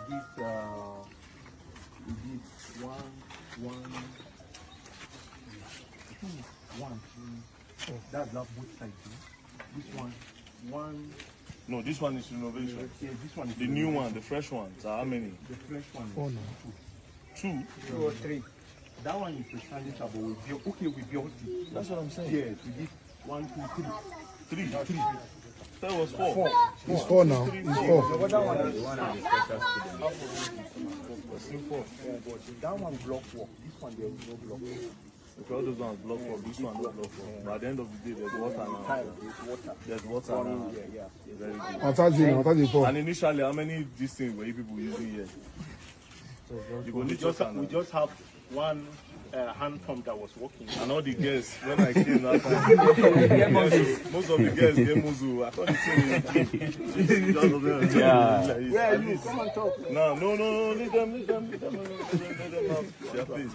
Anyway, so we move now to maintenance, we move not to federal government. So Nigerian government or leave and go spoil again. So now maintenance. So everybody, like the student, you people also need to do your part. You understand? I know say people don't go holiday, so no much people there. But the students also need to do their part. If one spoil, they'll just quickly do one. Okay, and now your hand is new. You did one. Now your hand is new. Sometimes we will do you some kind this thing, but you just keep everything together. You know, it's like, all right, man. So we'll go wait for the other guys. Okay. Go ask them how many minutes it will take. Of course, the student video say want to actually appreciate you for doing this work. No me do an NGO money. Thank you so much. Advocate. Your ladies, the one beat you now. Thank you so much, sir. Thank you. Really appreciate it. Thank you. We are grateful. Why did you go for holiday? In the way home. You didn't go home. Your family don't want you for us. I'm just joking, don't mind. But it's all good, no problem. Man. Really appreciate it. Yeah, no problem. So, about your All right, before I move on, I'd like to respond to Betmark. Betmark, you left a comment. You said, if all states in Nigeria can get one or somebody's like this in each state, maybe it could have been also cool. Though, I want to let you know that VDM does not belong to any state. VDM is federal. VDM is Nigeria. It doesn't belong to any state. And if he wanted to belong to a state, according to your comment, he should have been Edo State, because he's your brother, he's our brother from Edo State. So he doesn't belong to a state, it's federal. So my take is to support your comment is that if Nigerians can embrace this, it's just like you and I calling to see more Nigeria Watch 50, at least 50 Nigeria Watch platform that is consistent every single day, 7 days in a week, and talk about what is affecting us. So if we can see at least 50 as well of VDM, genuine, not corrupt Nigerians, where government will dash 10 million naira, 50 million, you change. No, we are talking about organic. VDM is organic. So because of that, it is going to be very, very difficult to find a replication of VDM. It's just like me, myself. If nobody speaks about me, I'll speak about myself. Yes. Are you aware that a lot of people have been compromised today? So for me, I'm very, very proud of VDM, what he's doing. We need more of him. More of him. Because if we are waiting for government for everything now, we are not going anywhere. That's just the fact. We are not going anywhere. So my brother Beckman, we don't need any state to have this, because VDM doesn't belong to a state. His origin is Edo State, but it doesn't belong to a state. He's doing everything possible to say how Nigeria can be better, and that's what I'm doing here as well. I remember when I used to be a state, most of my people did not appreciate me. Let's say it how it is. They don't like when I say it. They never appreciate me. I fought land grabbing heavily, a very risky job. Very, very extremely risky job. I fought land grabbing for them. Many of them very, very ungrateful people. So it's better fight for Nigeria, forget state. Whatever is good in Nigeria will affect your state positively. That's what VDM is doing right now. All right, thank you. I appreciate every one of you right there. A link we posted that earlier on. For those of you that want to join us, it's better you start coming in right now. But I'd like us to listen to this quickly. Let's recapitulate. And the truth. And let me make some revelations, because some of us also have our own intelligence networks. Okay. Have met with some of the bandits. We have met with some of their high commanders. One or two who have repented. They have sat down with us, not once, not twice. They told us that one of the northern governors is the commander of Boko Haram in Nigeria. Boko Haram and the bandits are one and the same thing. They have a sophisticated network. During this lockdown, their planes were moving up and down as though there was no lockdown. Moving ammunitions, moving logistics, moving money, and distributing them in different parts of the country. They're already in the south, in the rainforest of the south. They're everywhere. They told us that when they finish these rural killings, they will move to phase 2. The phase 2 is they will go into the urban cities, going from house to house, killing prominent people. I can tell you, this is the game plan. By 2022, they want to start a civil war in Nigeria. Don't joke with what I'm saying. I have a PhD from Oxford University. I'm a central banker. We don't talk nonsense. So don't joke with what I'm telling you. I have this from the highest possible authority, higher authorities of some of the commanders of the killers and Boko Haram. You said northern governors, past or present, Dr. Badaya? No, current. No, they said one of them is the commander of Boko Haram in Nigeria. One of them. And they are not looking for money. They have more than enough money. In fact, he told me they just came back from... All right. Why is it that when we speak, when people speak truth to power, we don't take them serious? This statement that you just listened to was 3 years ago. And all is coming to pass today. When people speak truth, in most cases, we don't take them serious. Why is it that we allow these things to happen to us first before we react?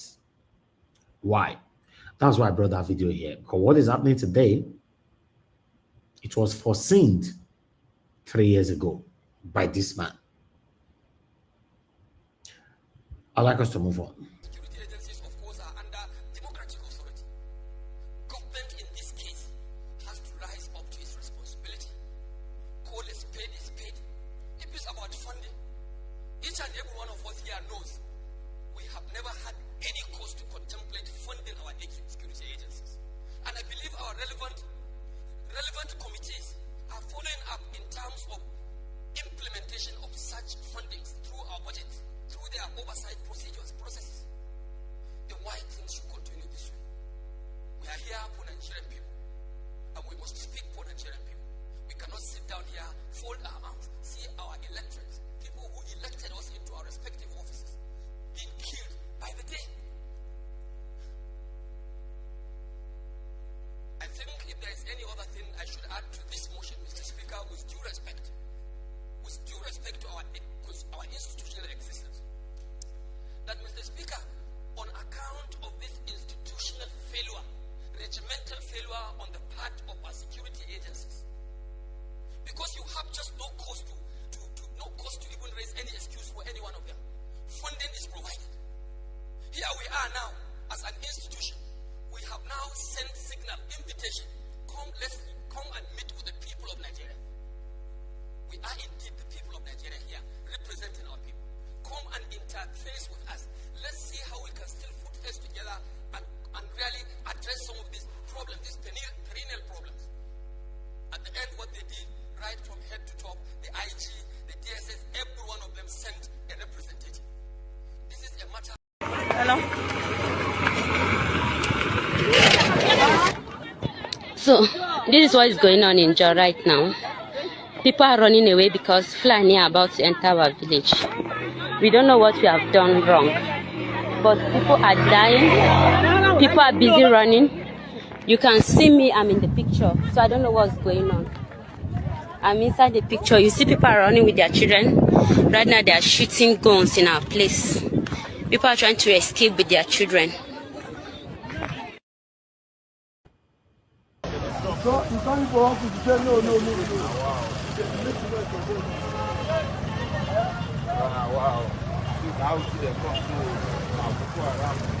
What am I seeing?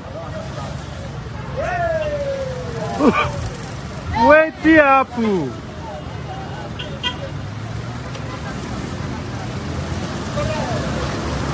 See people, wait the apple. No ram, but one ram not inside. Now woman be the load like this. Now woman be the load like this, they can't drop out. Edo State don't suffer. Yes, that lorry that you saw there all arrived in Benin today. Sorry, Edo State today, in Aoshi. When we speak, protect yourself, people think it with a joke. Ogbebolo is working for these people. That's one thing you must understand. Many of you they put water for man, they talk. Fear not, they let you talk. Yeah, because you don't want to offend people. Some of the people that will give you rice tomorrow, that will feed you and your useless wife or your useless husband tomorrow. Because of that, you are always careful, be skeptical to speak truth to power. Ogbebolo is working for these people, especially in his desperation time right now, to make sure that he's finally declared as the authentic state governor. Because of that, Ogbebolo don't care about you. You got to protect yourself. That lorry coming all the way from the north, before he arrived, no security forces stopped that lorry. He arrived in Edo State. Now, what are these people coming to do? Even though we know we should allow every citizen of the Federal Republic of Nigeria to move freely across Nigeria. But when it becomes a threat to life, there should be some kind of stop. If not by the government, but by the people. But what is the people doing? When they catch full and they will do video. We don't run to police officers. Just imagine. Now the matter I get out to talk. Me, I'm not there, though. I'm not there. Unfortunately, I don't see myself moving to Edo State or live in Edo State in the next 10, 20, 30 years. Even though I want to run anything in Edo State tomorrow, I'll run, I'll go there, I'll run. In fact, I'll compete with every position depending on what I'm running for. I'll compete with all of them. Make sure that I stand out as number one above all of them. I'm a competitor. I compete a lot. In case you don't know, I compete a lot. I put in everything to compete. If you try to step on my energy, now you go fail. Yes. But say I'll you wake up now and say, I don't state I can't stay. It's impossible. I love my state, but I cannot triumph there. I've invested there. I started investing in those states in 2005. Yes. I have a couple of investments in those states. That's how much you can know a son who loves his state or Nigeria. But unfortunately, Edo is not working. Edo didn't work under Obaseki. He's not working right now under Okpebolo. In fact, Okpebolo have started in a very dangerous way by going on his knee to submit, to beg the satanic people cabals. Not for you, but for himself. It's very unfortunate. We speak truth to power. Do you know why? Because we're not expecting anything from them.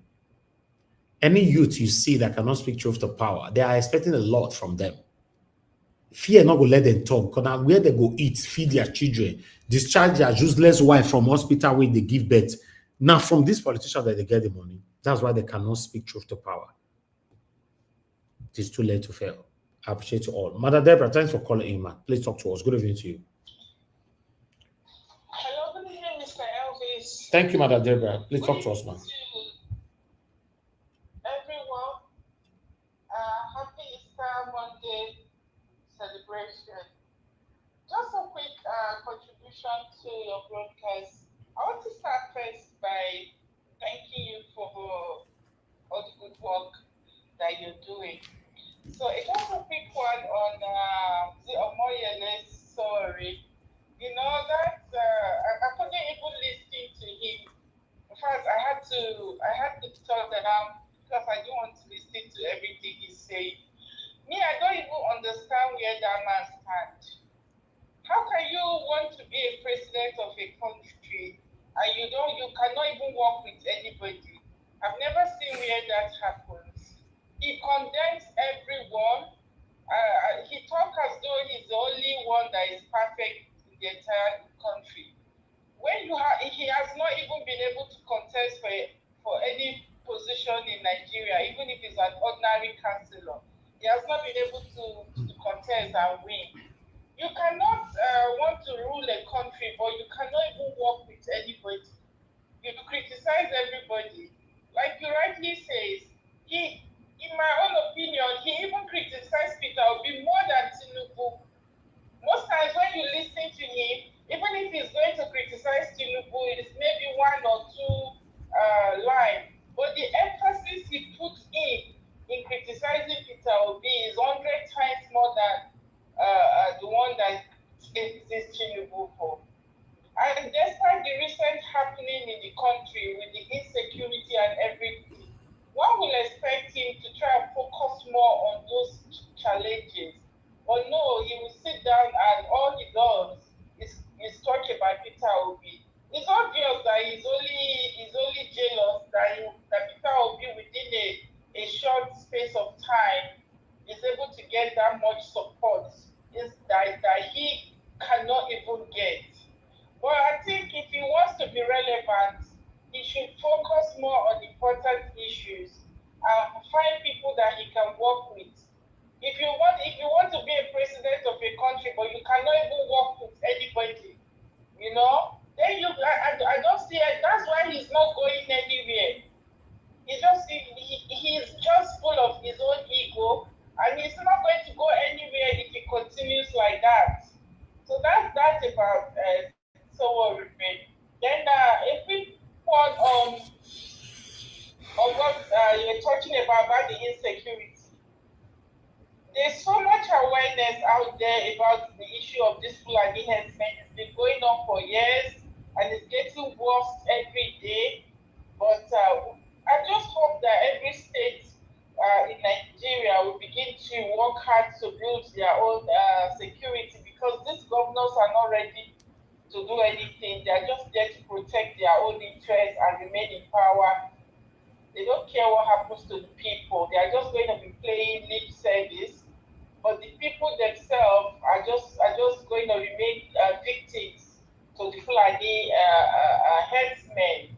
If the people don't wake up to fight for themselves, to think of how they are going to get their own security out so they can fight for them and protect their communities, they are just going to be victims of the Fulani headsmen, and if care is not taken, they will all be slave to Fulani later. So I just hope that things change in the near future, even though there's no any indication that anything is going to change yet. But thank you so much as you continue to create awareness. Thank you. People will listen. Thank you so much, Mr. Elvis. Mother Deborah, I appreciate you always for putting your voice to this. God bless you, ma. Thank you. Thank you, sir. Yes, sir. All right, Mother Deborah is so consistent. She's always there, put her voice to what is affecting us in Nigeria. I appreciate every one of you, my people, on that particular one. Hello, yeah, can you hear me? Your name and where you're calling us from? Hello? Hello? I can't hear you. All right. Thank you very much, my people. In case you want to call in right now, it's better you call in at this particular moment. And we don't have anyone on the panel as for now. But while we wait for others to join us, or rather for anybody else to call in, I'd like us to listen to what Boala have to say quickly. A list of the president's appointees to debunk his claims. But the list was incomplete, as noted by people on social media. An apology was tendered and a new list promised. We are still waiting for that list.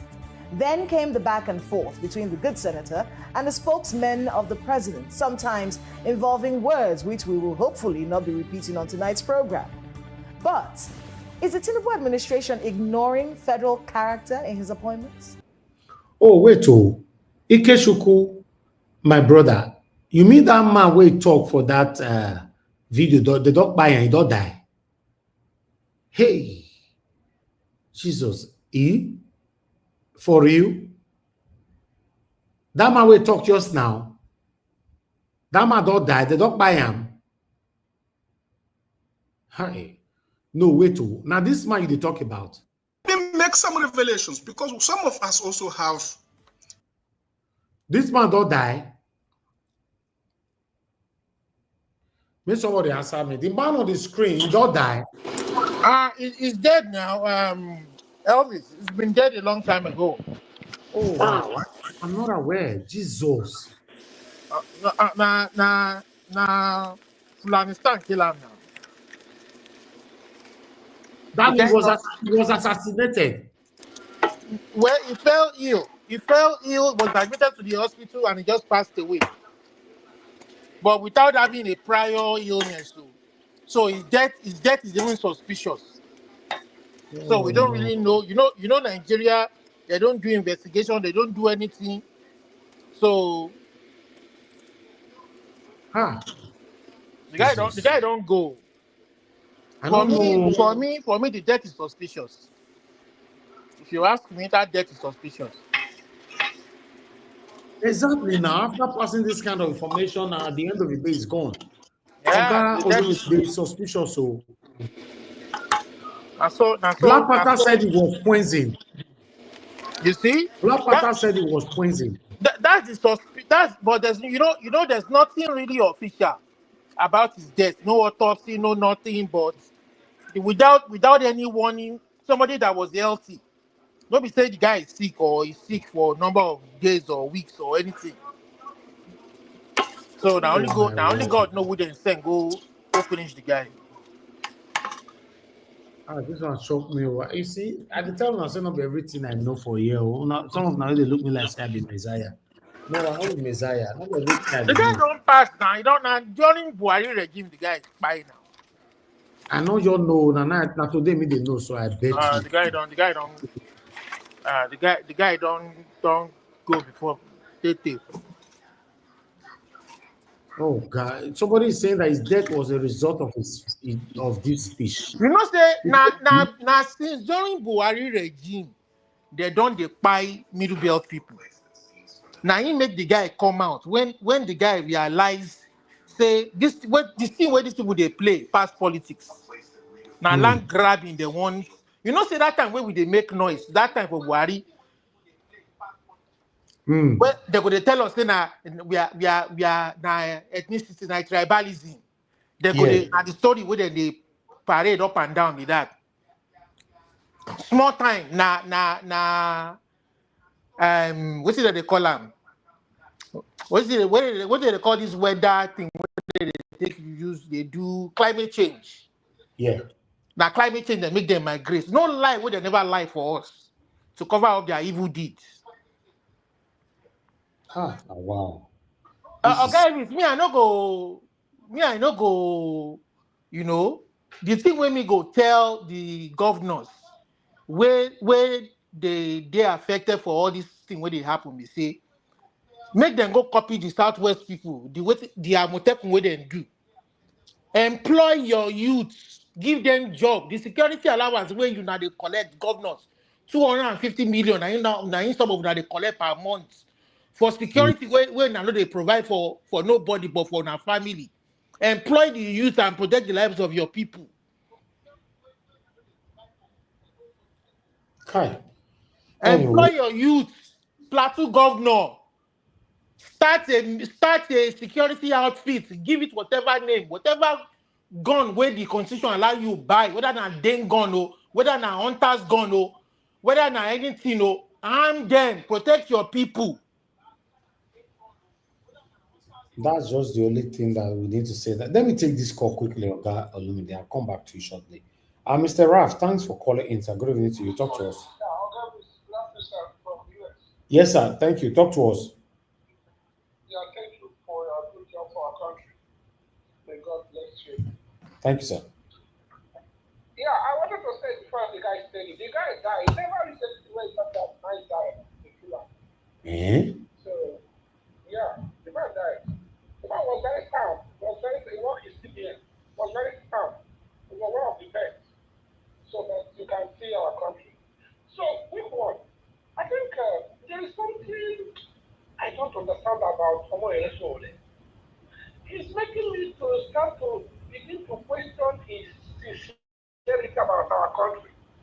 Because each time he granted interview, he gave me cause for worry. Because nobody said P2B is a saint. Nobody said P2B is God. But P2B is above God. P2B is the best we have right now. Yes. And if he means well for the country the way he claims, it's just a question of to work with him. You understand? So, but there's no way let's even forget about corruption in the electoral system. Let's even say we want to conduct fair election. Sure, they cannot win any fair election. They don't have the resources. Because even though that you don't need to bribe anybody, you do campaign now, you bring posters now, you do jingles now, you talk to people now. They don't have that kind of resources. There's no way you can win presidential election. So I don't know what I'm questioning about it is sincerity. You mean financial resources? Yes, you don't have to. Let's even start with that. You don't even have financial. Let's say our election is free and fair.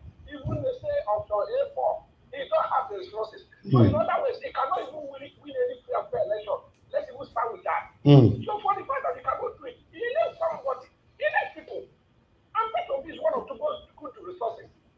I listen to General Presidency one day. General Presidency say yes. This is why he's supporting P2B. Why he's not supporting OSO? Because he said with P2B enter, P2B may not be able to change those bad people. But one thing he is sure of P2B is going to guarantee free and fair election. He says only free and fair election that people like Omo will now come become president and now change those bad people. That's how normal people reason. But for you to just stay without you, nobody P2B should die, people will not leave, you know, it's not fair now. I don't know, somebody like you who is close to him, can you talk to him? You people should talk to him. Let him tone down. People is not the problem. People is not the problem of Nigeria. People is the solution seeker. So another thing I want to give you as a private, I want to give you this, I want to do it private, but let me make it public. With the kind of people you know, like Kabul, Kabul or whatever, that told you that they have talked to P2P, can they provide you with evidence? Because P2P, I know. I was just passing one day at the airport. See P2P behind me. I brought him, he started talking to me. He's not that kind of person that somebody would tell him about you. Even people that didn't do much, people that just here at the airport, they are doing where they P2P goes there. Somebody that staff, you know the lady that staff in Lagos at your house. Remember during the election, remember the lady that the staff her face during the election, remember, in Lagos. I don't know if you remember. Yeah. Did you know that people went to that woman, went to go and trace that woman's house? So what I'm trying to say is that I'm not 100% sure that those people that told you that they talked to people about coming to your channel, they really talk to you. Can they convince you with evidence? Because I'm doubting it. If they talk to people about you, I promise you, people I know will come to your channel. All right. That doesn't stop us from supporting the right thing. Taubi is the right man as we speak. I know you. I see the answer you gave somebody who complained, who was like, they are still supporting people after I didn't come to your channel. I know you are not doing it because of anything. You are one of those few Nigerians who can do what you are doing. I applaud you. Thank you. I cannot even do what you are doing. I'm honest with you. But what I'm trying to say is that in as much as you're not doing it because you want to come to your channel, I know that you don't care. No. Don't be sure. Can those provide you evidence? Because, like, for example, what you know about Abuni now, I think Abuni is not the kind of person you thought he is. He's one of the person who told you that he talked to people. How are you always sure that you did that? All right. That's my own. Thank you, sir. Okay, thank you. Thank you very much, sir. God bless you. Thanks for standing for what is right. Thank you, sir. Okay. All right. I have another caller, my brother, Mr. Larry. I would like you to talk to us sharply. Guys, press on the like button, press on the dollar sign, encourage what we do if you can.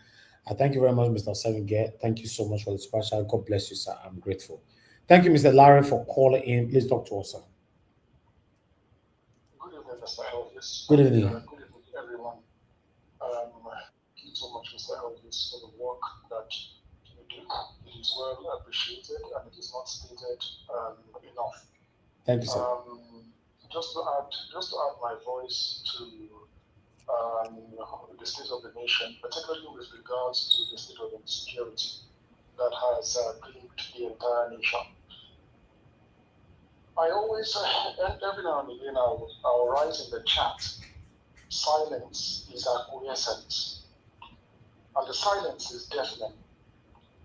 The silence is deafening from the governors, to the senators, to the minister, more importantly, the so-called president, to the vice president. It seems like the vice president has disappeared altogether. To the political actors, the silence is deafening.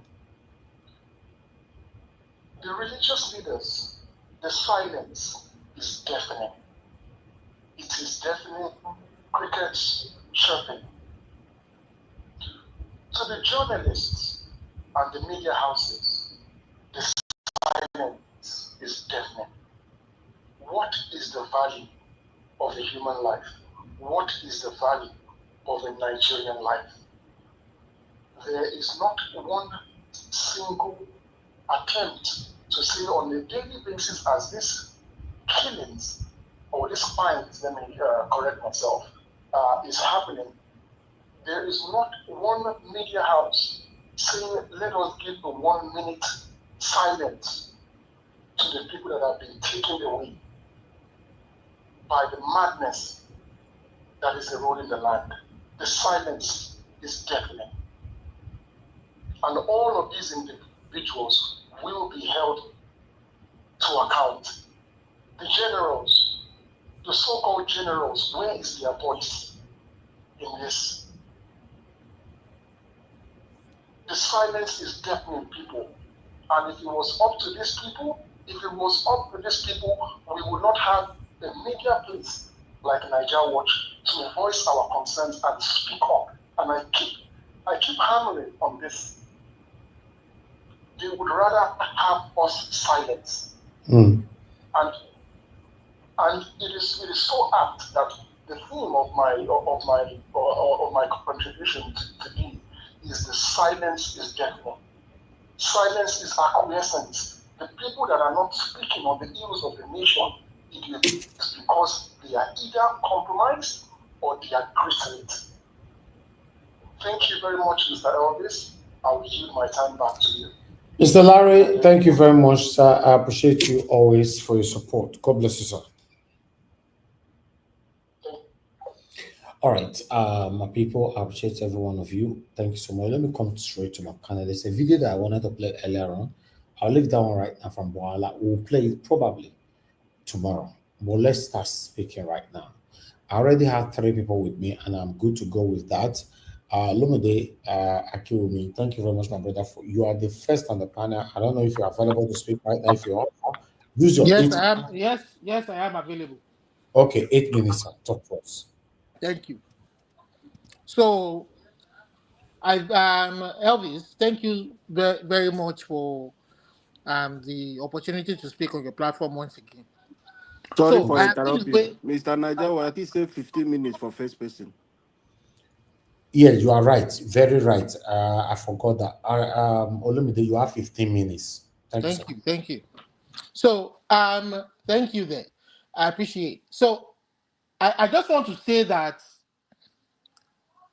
number one, this is not the time for politics. This is not even the time for 2027. We're in a dire situation. In a large majority, in a large part of the country, people are dying left and are dying needlessly. There is no security of lives and properties, which is the primary purpose of any sovereign government, if this one is even sovereign at all. So, but at this point, this is not the time for politicking. This is the time for people to start securing their lives and their properties. When there is life, there is hope. When lives are secured, you can begin to play politics. When your lives are secured, you can begin to think of a sense of belonging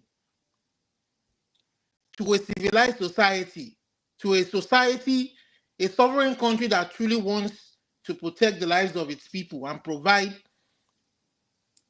and make its people prosper. But this is not the time for politicking. Forget it. You guys, you Nigerians, I don't know if I should feel sorry for you guys or I don't know. But unfortunately, at this point in time of the country, you guys don't have any military defending you. You don't have any police or any state security service or whatever name they have in that security for their law enforcement. They are not working for you. They are only working for a few privileged people. They are not working for the citizens that have sworn an oath of allegiance to. They only swore allegiance to their pockets. And those few people know themselves. My only advice to the governors of the Middle Belt, Taraba, Jos, Benue, Yobe, whatever states are, get your youths together into a security outfit, whatever name you want to give it to them. Whatever arm is allowable under the law. If they don't allow you buy AK-47 that they have given to the Fulanistan people, harm them. You have security for you are collecting 250 million naira every month. To do what? To secure your lives, the lives of your families alone. So, people of Benue Plateau, Yobe, Taraba, come together, get your governor to spend this money to pass this security outfit into the state law and secure your lives. Like the people in the Southwest did, the governors in the Southwest. At least they are feeling the impact. They may not be fully harmed, you know. The federal government may not fully recognize them, but they have been doing. I would Lord Akeredolu, if Akeredolu did nothing for the people of Odo or left no legacy, this was one legacy that this man spearheaded with his knowledge of law as a senior advocate of Nigeria to benefit his people in Ondo. But unfortunately, he couldn't prevent the bomb blast. Unfortunately, but at least he's tried to save as much life as he could with that outfit. Putting pressure where the federal government that had the primary responsibility was lacking. You have to come together and push back against this. They are pretty clear of what they want. They want to wipe away your ethnicity so that at the end of the day, they want to rewrite the map of the entire geographical region. And I'm sorry for this Yoruba. See, they may not be attacking Yoruba people as much as they did during the Buhari time. But I'm sorry for Tinubu and for those people supporting him.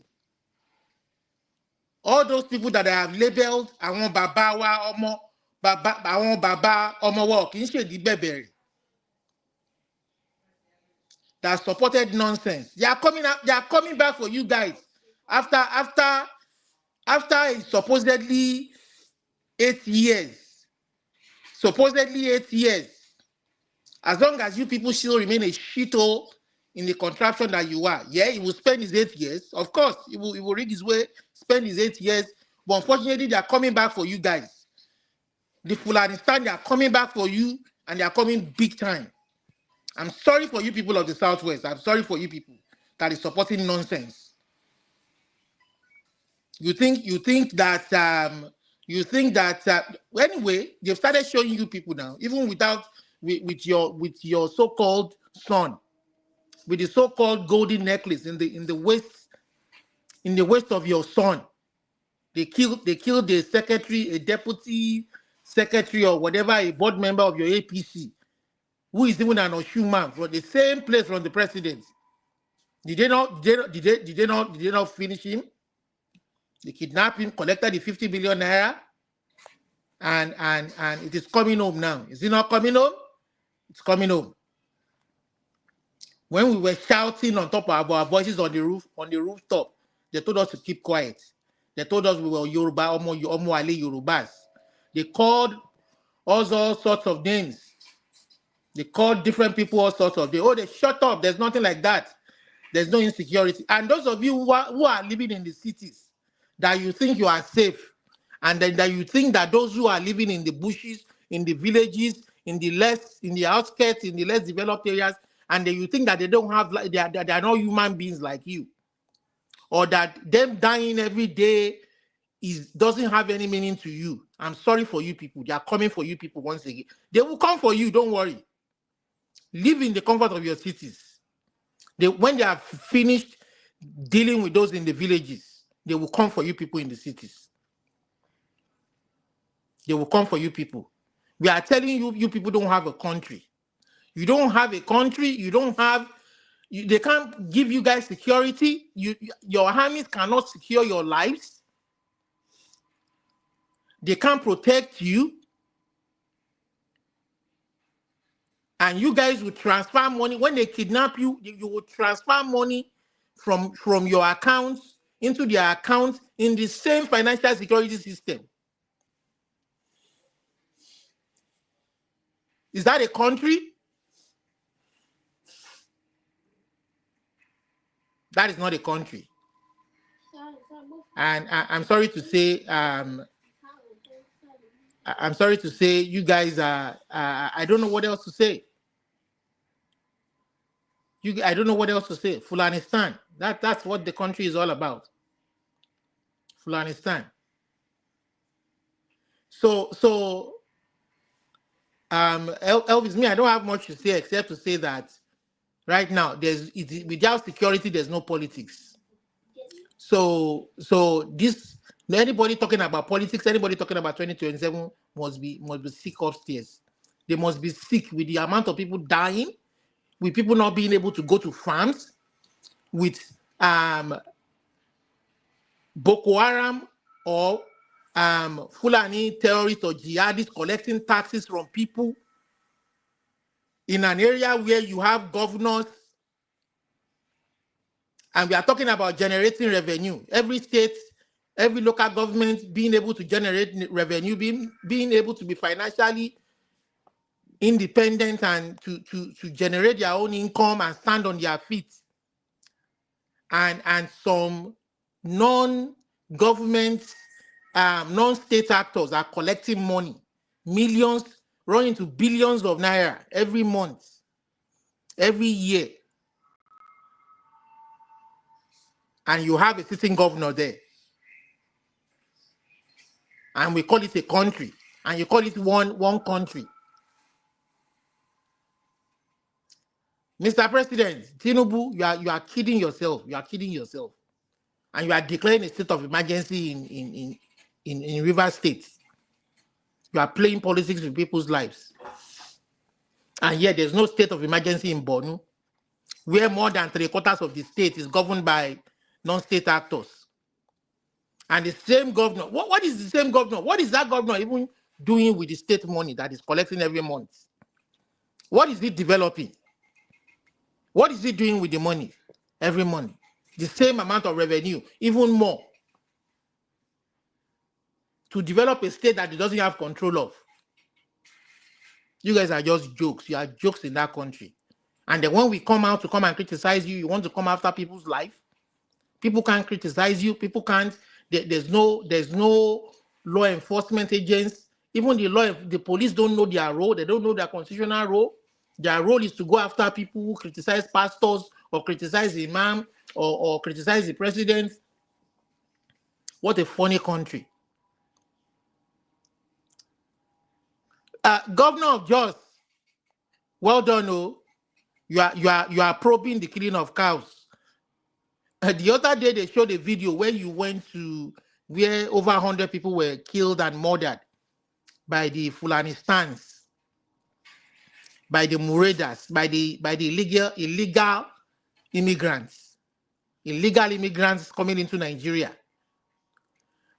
When you went there, you look at the old security apparatus you went with, and you were crying that you failed the people, you failed them. And when you went, you didn't even bother to leave those security apparatus here. You left with those same security apparatus. And I'm like, is this guy a joke or what? And after you left, they still piled over a couple of people again, over 100 people. And they kill cows. I mean, 36 cows. You are saying you want to set up an inquiry. You must be a very daft human being. You're a daft human being. If you are not daft, you would use the 250 million security vote you collect every month. You will use it to generate employment for your people. There are people who want to defend their land. Pass a state, go and borrow a leaf from Ondo governor. Go and borrow a leaf from the Southwest governors.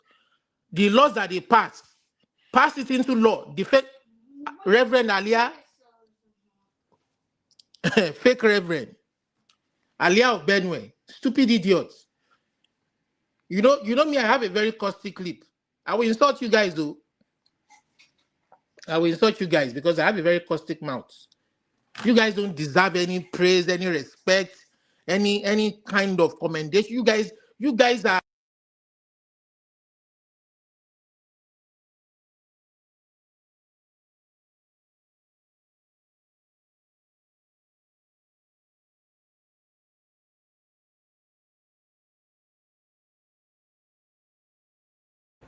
All right, Olumide, we can't hear you anymore. I think we lost you there. Can anybody hear me at all? Is it coming from my side? Can you hear me now? Yeah, you are back. Yes. Okay. So I was talking to Governor Alia of Reverend Alia or whatever they call you. I don't even know. I don't even know if you're a true reverend or not of the Catholic faith. Because if you really have that training as a reverend of a Catholic, I don't think you'll be playing politics with the life of your people as a clergyman. No. You don't even deserve any respect as a clergyman, not to talk of as a governor. You are dropping your people like rats, like they don't matter. And you are not protecting. You guys are collecting money, sharing money. I mean, I don't get it. I don't get it at all. Lives don't matter anymore in that place. I mean, it's just unfortunate. It's really unfortunate. But the Yoruba people, I'm a Yoruba person, but I'm sorry. I'm sorry for all of you. I'm sorry. All of you supporting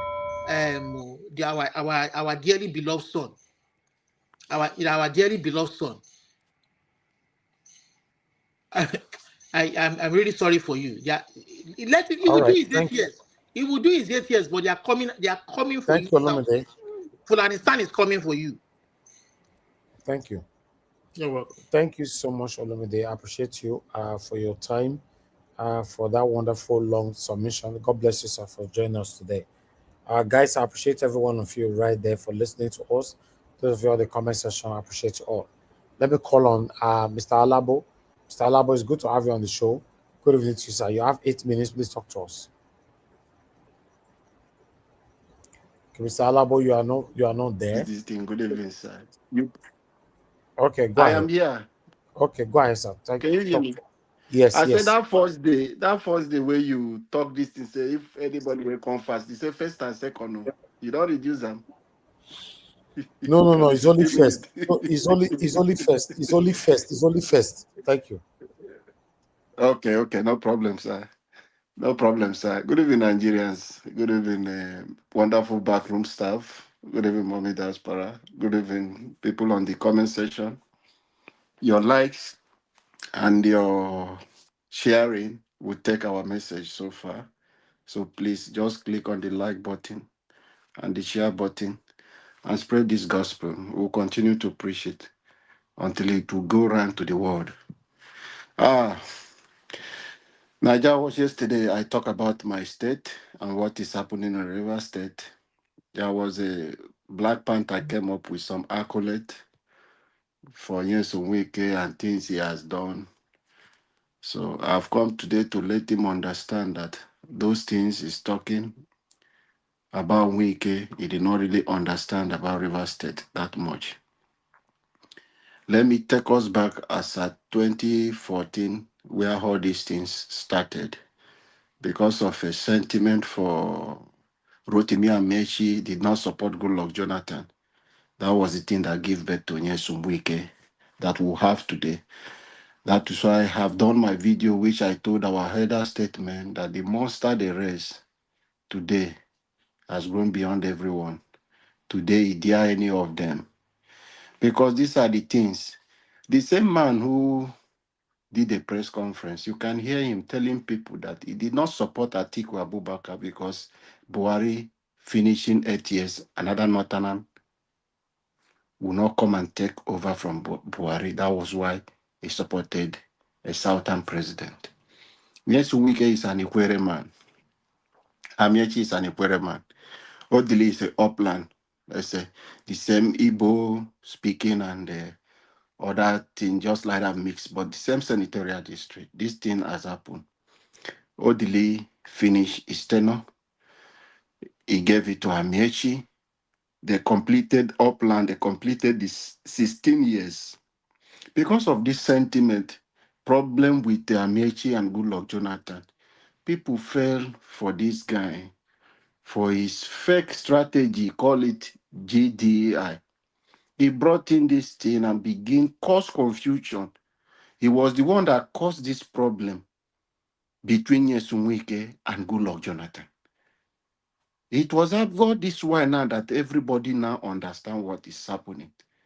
Good luck was blind then, they didn't see it. Patient took Wike and thought he's the person because he was a minister for state for education then. He came and began to do his stuff because he had this agenda. Now, the same man will be talking of principles. A man who does not have principle, who does not understand anything called procedures, is the same man claiming that was the reason he supported Bola Ahmed.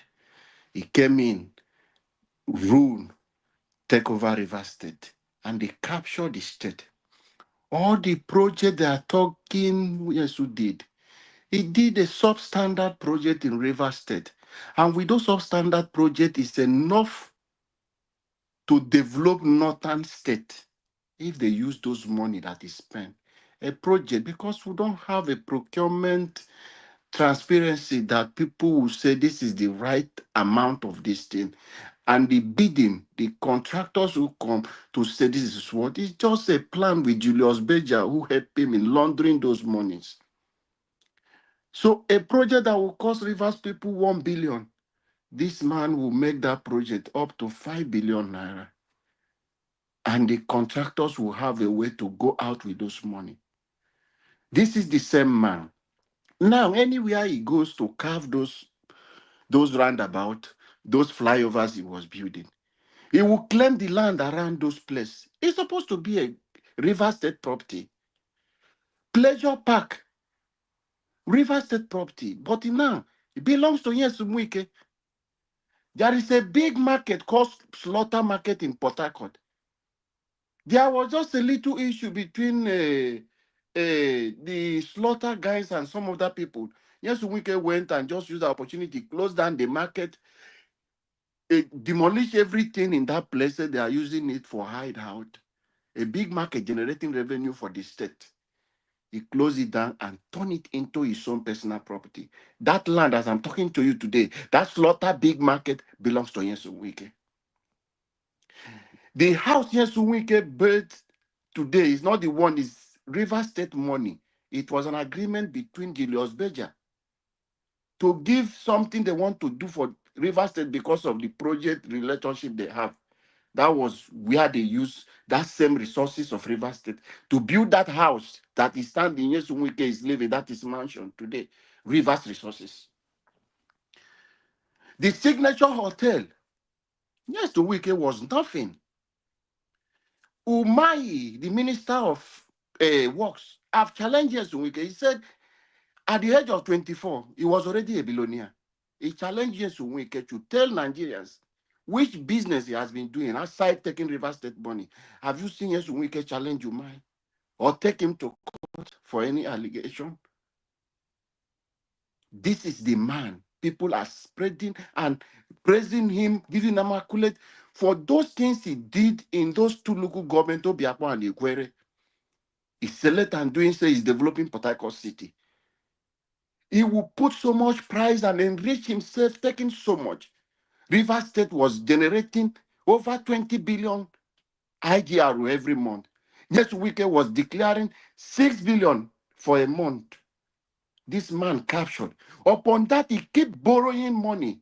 Borrowed our yesterday, borrowed today, borrowed our children tomorrow. Is that same man, Black Panther, is saying he has done for River State. What has he done as to build himself an empire? If you know Signature Hotel, that is wicked property. Now, there is a place we call Obunabari. If you're driving down that place, it used to be a waterlock. It's a government property. And there is a channel, they are taking water. Close to that place, you see, getting to Marine Base.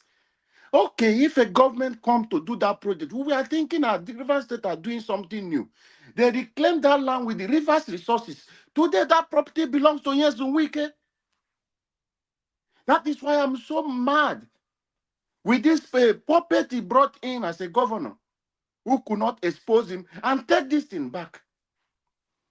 The man have amount Rivers wealth so much for himself. He thinks he can buy anybody in Nigeria. Yesumuike is causing confusion in every ethnic. It's causing confusion in Ohanese. Another person is claiming is the president. Yes, Wike is a causing problem in Ijo. Yes, Wike is causing problem. That is no place he has not entered just because of his selfish ambition. Because of so much money he has taken from Rivers State. Whatever Yes Wike is today, it's Rivers State that made him. And there was no any accountability for one to break down. Just Wike who said he sponsored people, all the elected officers. I keep asking Nigeria to help me and asking Wike, which money did he use to sponsor? The same reverse resources he used in buying all those from. But he's claiming all those things. Nigeria Watch, maybe much time I will break down. Thank you so much. Sorry for taking much time. No, that's fine. Mr. Alabo, thank you for your time with us today. I appreciate your submission. Last person on the panel, Mr. Jonathan, it's good to have you on the show, sir. Good evening to you. I beg talk to us, sir. Mr. Elvis, how are you today? I'm fine, though. Thank you. Yeah. You know, see the way today Bakare takes scattered. Yeah. In fact, cabinet. Yes, exactly. I like it. You know, I'm really loving it. At least, if for anything, the man gained my respect. Yes, so He gained my respect. I mean, I have to give it to him. You know, I greet you, Mr. Elvis. I greet you. God bless you for the good work you are doing. Fellow panelists, guys, I greet you all. God bless you all greatly. And diaspora, God bless you, ma, abundantly. And commenters and callers, God bless you greatly. Welcome. Yeah, just as I was saying, you know, let me just continue there. You know, Pastor Tunde Bakare, I listened to it, the entirety of it. I had to, because initially I thought it was just the usual, you know, braggados, you know, Nigerian elite talk. That's one. Two, I was also thinking that I'm going to get bored at some point because I looked at the time, it's about 1 hour, 29 minutes. There's something like that. I said, no problem. I'll get bored at some point. I'll just get out of it. But lo and behold, there was no boring moment there with the entire speech. That was last night. There was no boring moment at all, I must say. And he approached it in a very, very smart way. He applied wisdom in the sense that, and there is no room for anybody within the Tinubu government, all his talkatives, the likes of Buala, the likes of Ononuga, and their gang, there is no room for them to come and say anything. If they do, they will, in fact, they will have gained another rank of all of shame. They will be fools. They will just not. I'm saying it. If you come out, you want to say anything contrary to that. It does not matter whether you are a supporter of Pastor Tunde Bakare. I'm not a fan of him. I'm just staying on truth. I just want Nigerians to just speak the truth. You and I, we don't have to be friends. I don't have to like you. You don't have to like me.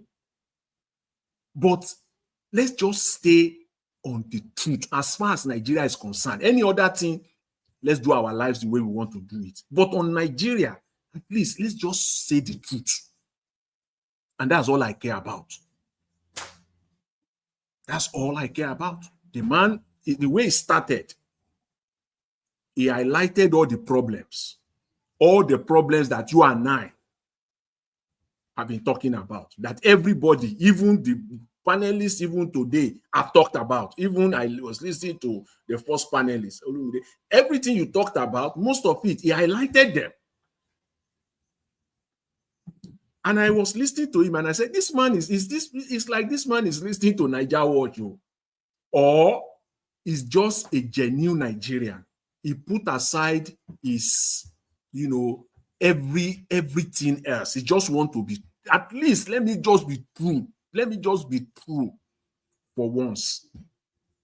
Let me just be true. I believe it's I was listening to him for 1 hour 30 minutes. I was looking at the man and I was thinking on my head, perhaps he sat down with his family. He sat down with his wife, his son, and daughters. This is what I want to do. And he listened to them. He got their encouragement, because you need to be courageous to do what Pastor Tunde Bakare did. All you need to do is to go and listen to his speech, to that speech that he gave. You need to be courageous.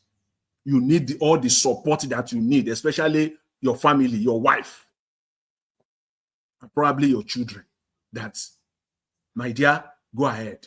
Dad, go ahead. You need it. Because he did not hide anything. He said it the way it is. He criticized the Tinubu government. He highlighted all the issues that are confronting us as a nation. And in a smart way, the smartest move, he applied scripture to defend everything that he said. And to wrap it up, he provides solutions. That is why I said, Ononuga cannot see, he shut them up.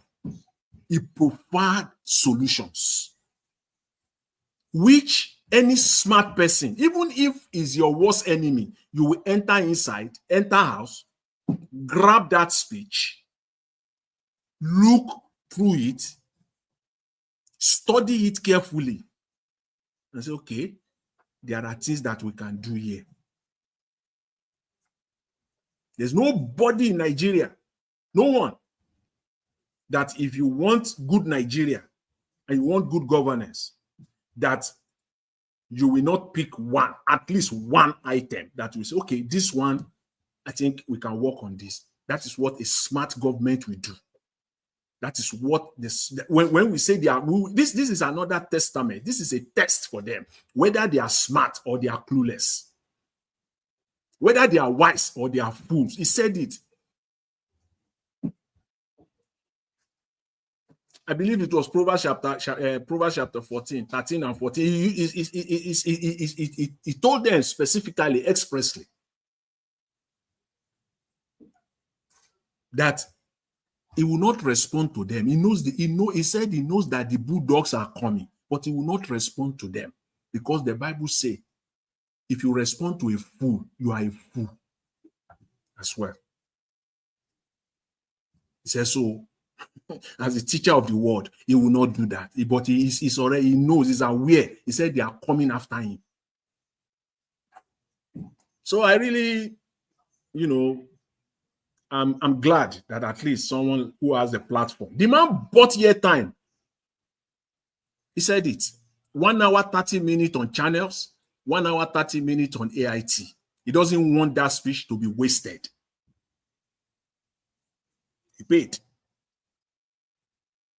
And he gave the speech. He highlighted all the problems, the shenanigans of the government, the executive, and the legislature. The only arm of government that I think is spared is the judiciary. And for obvious reason that he did not mention. In fact, the entire speech, there was no, listen to it.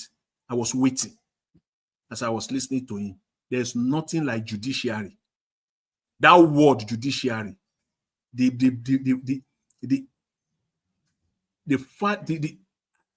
how can I say it now? The only area where it really came out was when he was using the rule of law. The rule of law. But to say specifically the judiciary, judges, he avoided it. He did not say anything on that. So for the very first time, I'm really glad, and I encourage people, the Nigerian media, the elites, to start talking.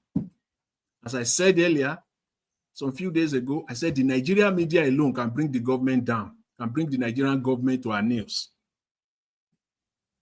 Elites like people like Tunde Bakare and many of them, they can bring the government to our knees. But the voices has to be louder. It shouldn't be him alone. He spoke, and the only thing they can do now is to go and pick him up. He called out Tinubu, not stylishly, not in a in a psycho fancy way. No, he did not romance him. He called him out expressly. He called him out expressly, and I'm really glad that he did that. He provided solutions. That was the best part of it, so that they will not say you are just talking. What do you have to offer? He did his own part as a Nigerian. He put it on the table, because some people will say, some of them will say, tell us what you will do if it were to be you. Tell us what you will do. Okay, this is what I will do. Compare it with what you are doing and pick. So I'm really glad that he came out and he did that. Kudos to him, and God will bless him. God will sustain him. God will strengthen his ministry. And so, same thing to all the other, Thank you, Mr. Elvis. In fact, that's all I want to say today on Pastor Tunde Bakare. He did the right thing, and history will judge him right, because he has spoken. He has done his own part. Thank you very much, Mr. Elvis. I leave you there. Thank you, Mr. Jonathan. God bless you, sir. I'll come back to you again shortly, because we are only 3 here, or 4. Okay, let me see if Olumide is still with us. Olumide, are you there for your final 2 minutes? Okay, Thank you. Thank you, Elvis. And I just want to say finally, the final 2 minutes, that again, I want to appeal to the governors of the Middle Belt. Please, to save the lives of your people. It is very clear to you that the federal government is not ready to protect your lives, even though they are saddled with the primary responsibility. And even though it has been said over time and time again, that at no better time has Nigeria been ripe for state policing. I mean, what is happening has proved over and over that state policing, the time has come. I mean, but you heard the DSS man himself saying that the people, the community should organize themselves and protect themselves. So, state governors of the Middle Belt people, please do what you have to do to protect the lives of your people. You guys vote 250 million per month for security allowance, and we all know that you guys. I mean, all I would say is just do the needful to protect the lives of your people. But Mr. Jonathan, my own grouse with people like Bakare. All right. For me, people like Bakare, it's difficult for me to respect people like that, people like him. For me, I just see him as a politician, just cloaked in the garment of a clergyman. He's a politician. So for me, yeah, it is. So yeah, he hasn't hidden the fact that he's a partisan politician. He's an APC card carrying member. They brought the bloodshed upon this country. All right. Olumide is a politician, but he's speaking truth to power at He's this speaking moment. truth to power. This is a man who lacks judgment. For me, he lacks judgment in the sense that he spent. I don't know where he got the 100 million naira from. Maybe from the tight members of his church people. Maybe from one rich donor. Maybe from his own pocket. I don't know how a sensible human being will carry 100 million naira and buy presidential tickets, knowing fully well, and he didn't get one vote, one single vote. And this same man brought Buhari to us.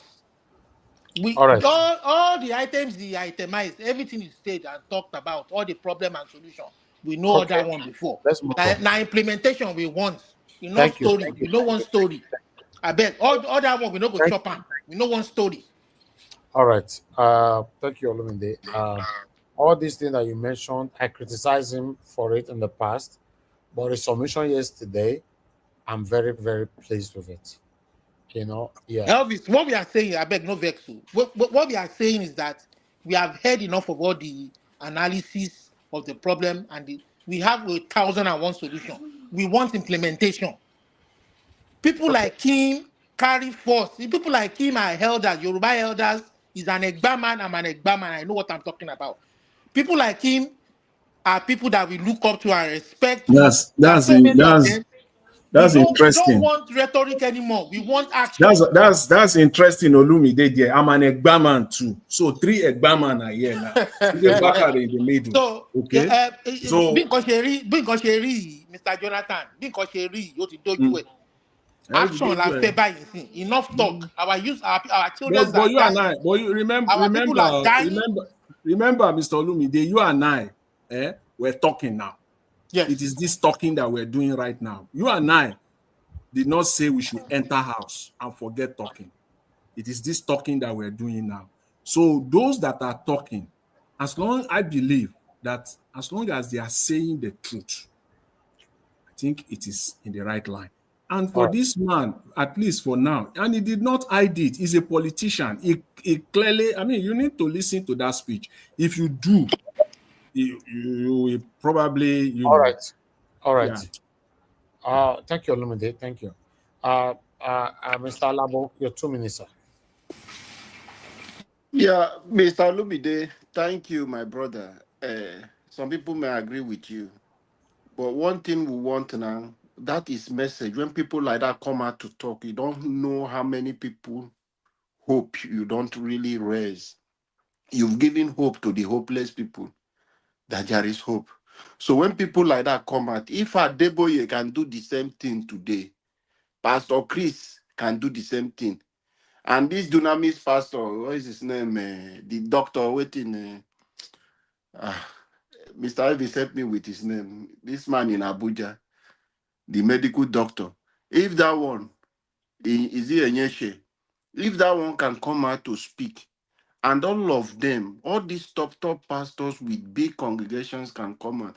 And this one from my state, who is always talking about money, Ibiome, all of them, if they can come out today and stand in front of their congregation and speak like this, as I'm talking to you, since River State issue happened, Ibiome has not opened his mouth to speak anything about that. Because he's a smart person who is always working with these politicians. So he knows if this one go, this one must come and meet me. So they don't care. So we need people like this to begin to come, speak hope to Nigerians. They are the people that brought problems to us. They brought this problem called APC. All of them went. Adeboye was among all of them. I don't know if Oyedipo was with them on that protest also. They went with placard. Gather musicians were playing in Lagos. That subsidy is this, is for the poor people. But the same people, God so kind, it's the same people who remove subsidy today. So you see the hypocrisy of the set of people. Everything they condemn PDP, they have done 70 times worse than what PDP have done to Nigerians. Today, we want them, the same people, to also condemn. While we are pushing for a new Nigeria, we don't believe in any of them.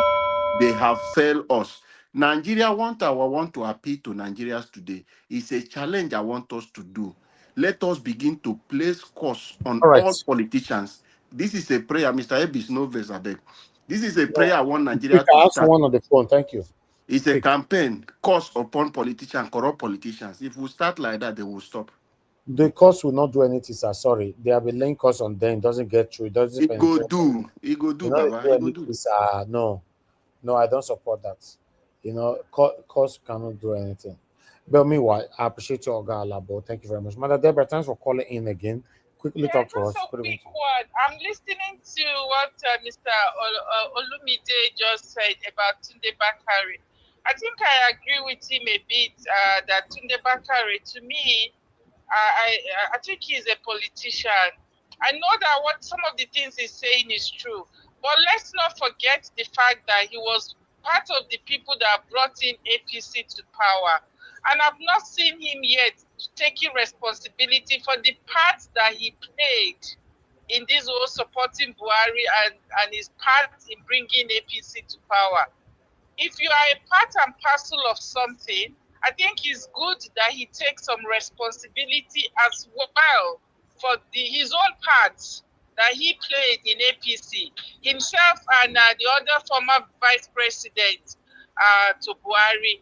That one too has disappeared. He's not even talking. So I think Tunde Bakare, instead, it's a good thing that he's speaking, but I still want him to take responsibility, to take accountability for the part that he himself played in all this mess that we are passing through in Nigeria, because he cannot exempt himself from being part of the APC. He was one of the strong supporters of APC that brought this calamity on Nigeria. So as much as he's trying to talk now as if he's innocent, I think he should as well be held accountable for the part that he played.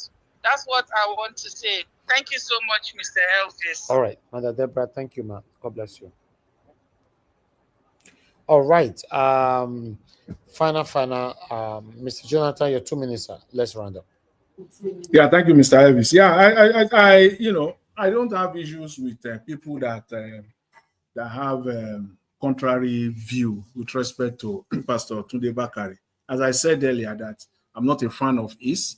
My point is that when someone is speaking and is just speaking the truth, we don't have to agree, but at least on one thing, to speak the truth about Nigeria, what we need to do, the problems that we're going through, at least to say the truth. I think that will make a very big difference. And that is what I'm just referring to here. It's not the fact that he's not a saint. And everything that even I've heard people said here, he actually acknowledged all of that. You see, all you need to do is don't just listen to the clips or the highlights. If you actually take time to listen to it, you will know that he acknowledged, his part, what he did, the role he played with do you know what 1 hour, the entire speech, 1 hour, 17 minutes, thereabout, do you know what it is? 1 hour, 17 minutes to read. You will know that the man spoke. He really spoke. And he did not, he acknowledged all the errors there, But again, that still does not make him a saint. That still does not make him perfect. But all we just need to do in Nigeria now is to just say the truth. Let's just start speaking the truth. The truth will always prevail. That's just my take on that. And finally, let me just say this I listened to Mr. Showore. You see, the issue with Showore is very, very obvious. For me, Showore, of course, I don't see him he just want to be president. He likes to be called former presidential candidate. He just loves it. And I think Showore can become president through revolution, but not through the ballots. If it is revolution, yeah, the likes of the former president of Cuba, Fidel Castro. On a good day, Fidel Castro will not win an election, but he was there. He ruled them for almost half a century. Through what? Through revolutions. And we can go on and on like that. For him, he can become the leader of Nigeria through revolution, but not through ballots, because you still have to. I agree with him that you don't have to whine and dance with corrupt people. You don't have to whine and dance and sit on the same table with people that have destroyed Nigeria, people that have no integrity of any kind. You don't have to. You must hold on to your conviction on that. I agree with him on that. But at the same time, there are people that you can still align with. You cannot go it alone. That is my position. And I'm still employing him to come on board. Let's work together. Find one way or the other to come on board and to work together with other people. And all of his dreams and aspirations will be accomplished. Everything that he wants for Nigeria will surely come to pass. So that's just my advice to Mr. Showore. Mr. Elvis, I'll leave it there for today. Thank you very much. Okay, Mr. Jonathan, I'm grateful to have you on the show as usual. I appreciate you all that joined me today, Oga Olumide, Oga Labo, and Mr. Jonathan. And those of you that call into the show, thank you very much, Mother Deborah, and many others that called in. God bless you all. My people on the super chat, Peggy Modi, thank you very much, man. Thank you very much. I appreciate you. God bless you. My people in the comment section, mother of all mommy diaspora, thank you very much, mommy. I appreciate you always for all that you do. Abu Azi, I appreciate you always for all that you do. God bless you. God bless you all, my people. Mr. Jonathan, thank you once again. Black Panther, thank you. Kiss Dogerake, thank you. Pius Moye, thank you. Beckmanx, thank you. Mr. Johnson Emmanuel, Kiss Dogerake, and many others who joined us today. If you're listening to us right now from afar, please endeavor to subscribe to our channel, like our videos. In fact, hit the notification bell so that you'll be notified whenever we go live or upload a pre-recorded video. My people, we've come to the end of this broadcast. It's been a long day for me. I'd like us to have some rest right now so that we can put on some energy to face on tomorrow again. Guys, and God bless you now. Have a good night and bye for now.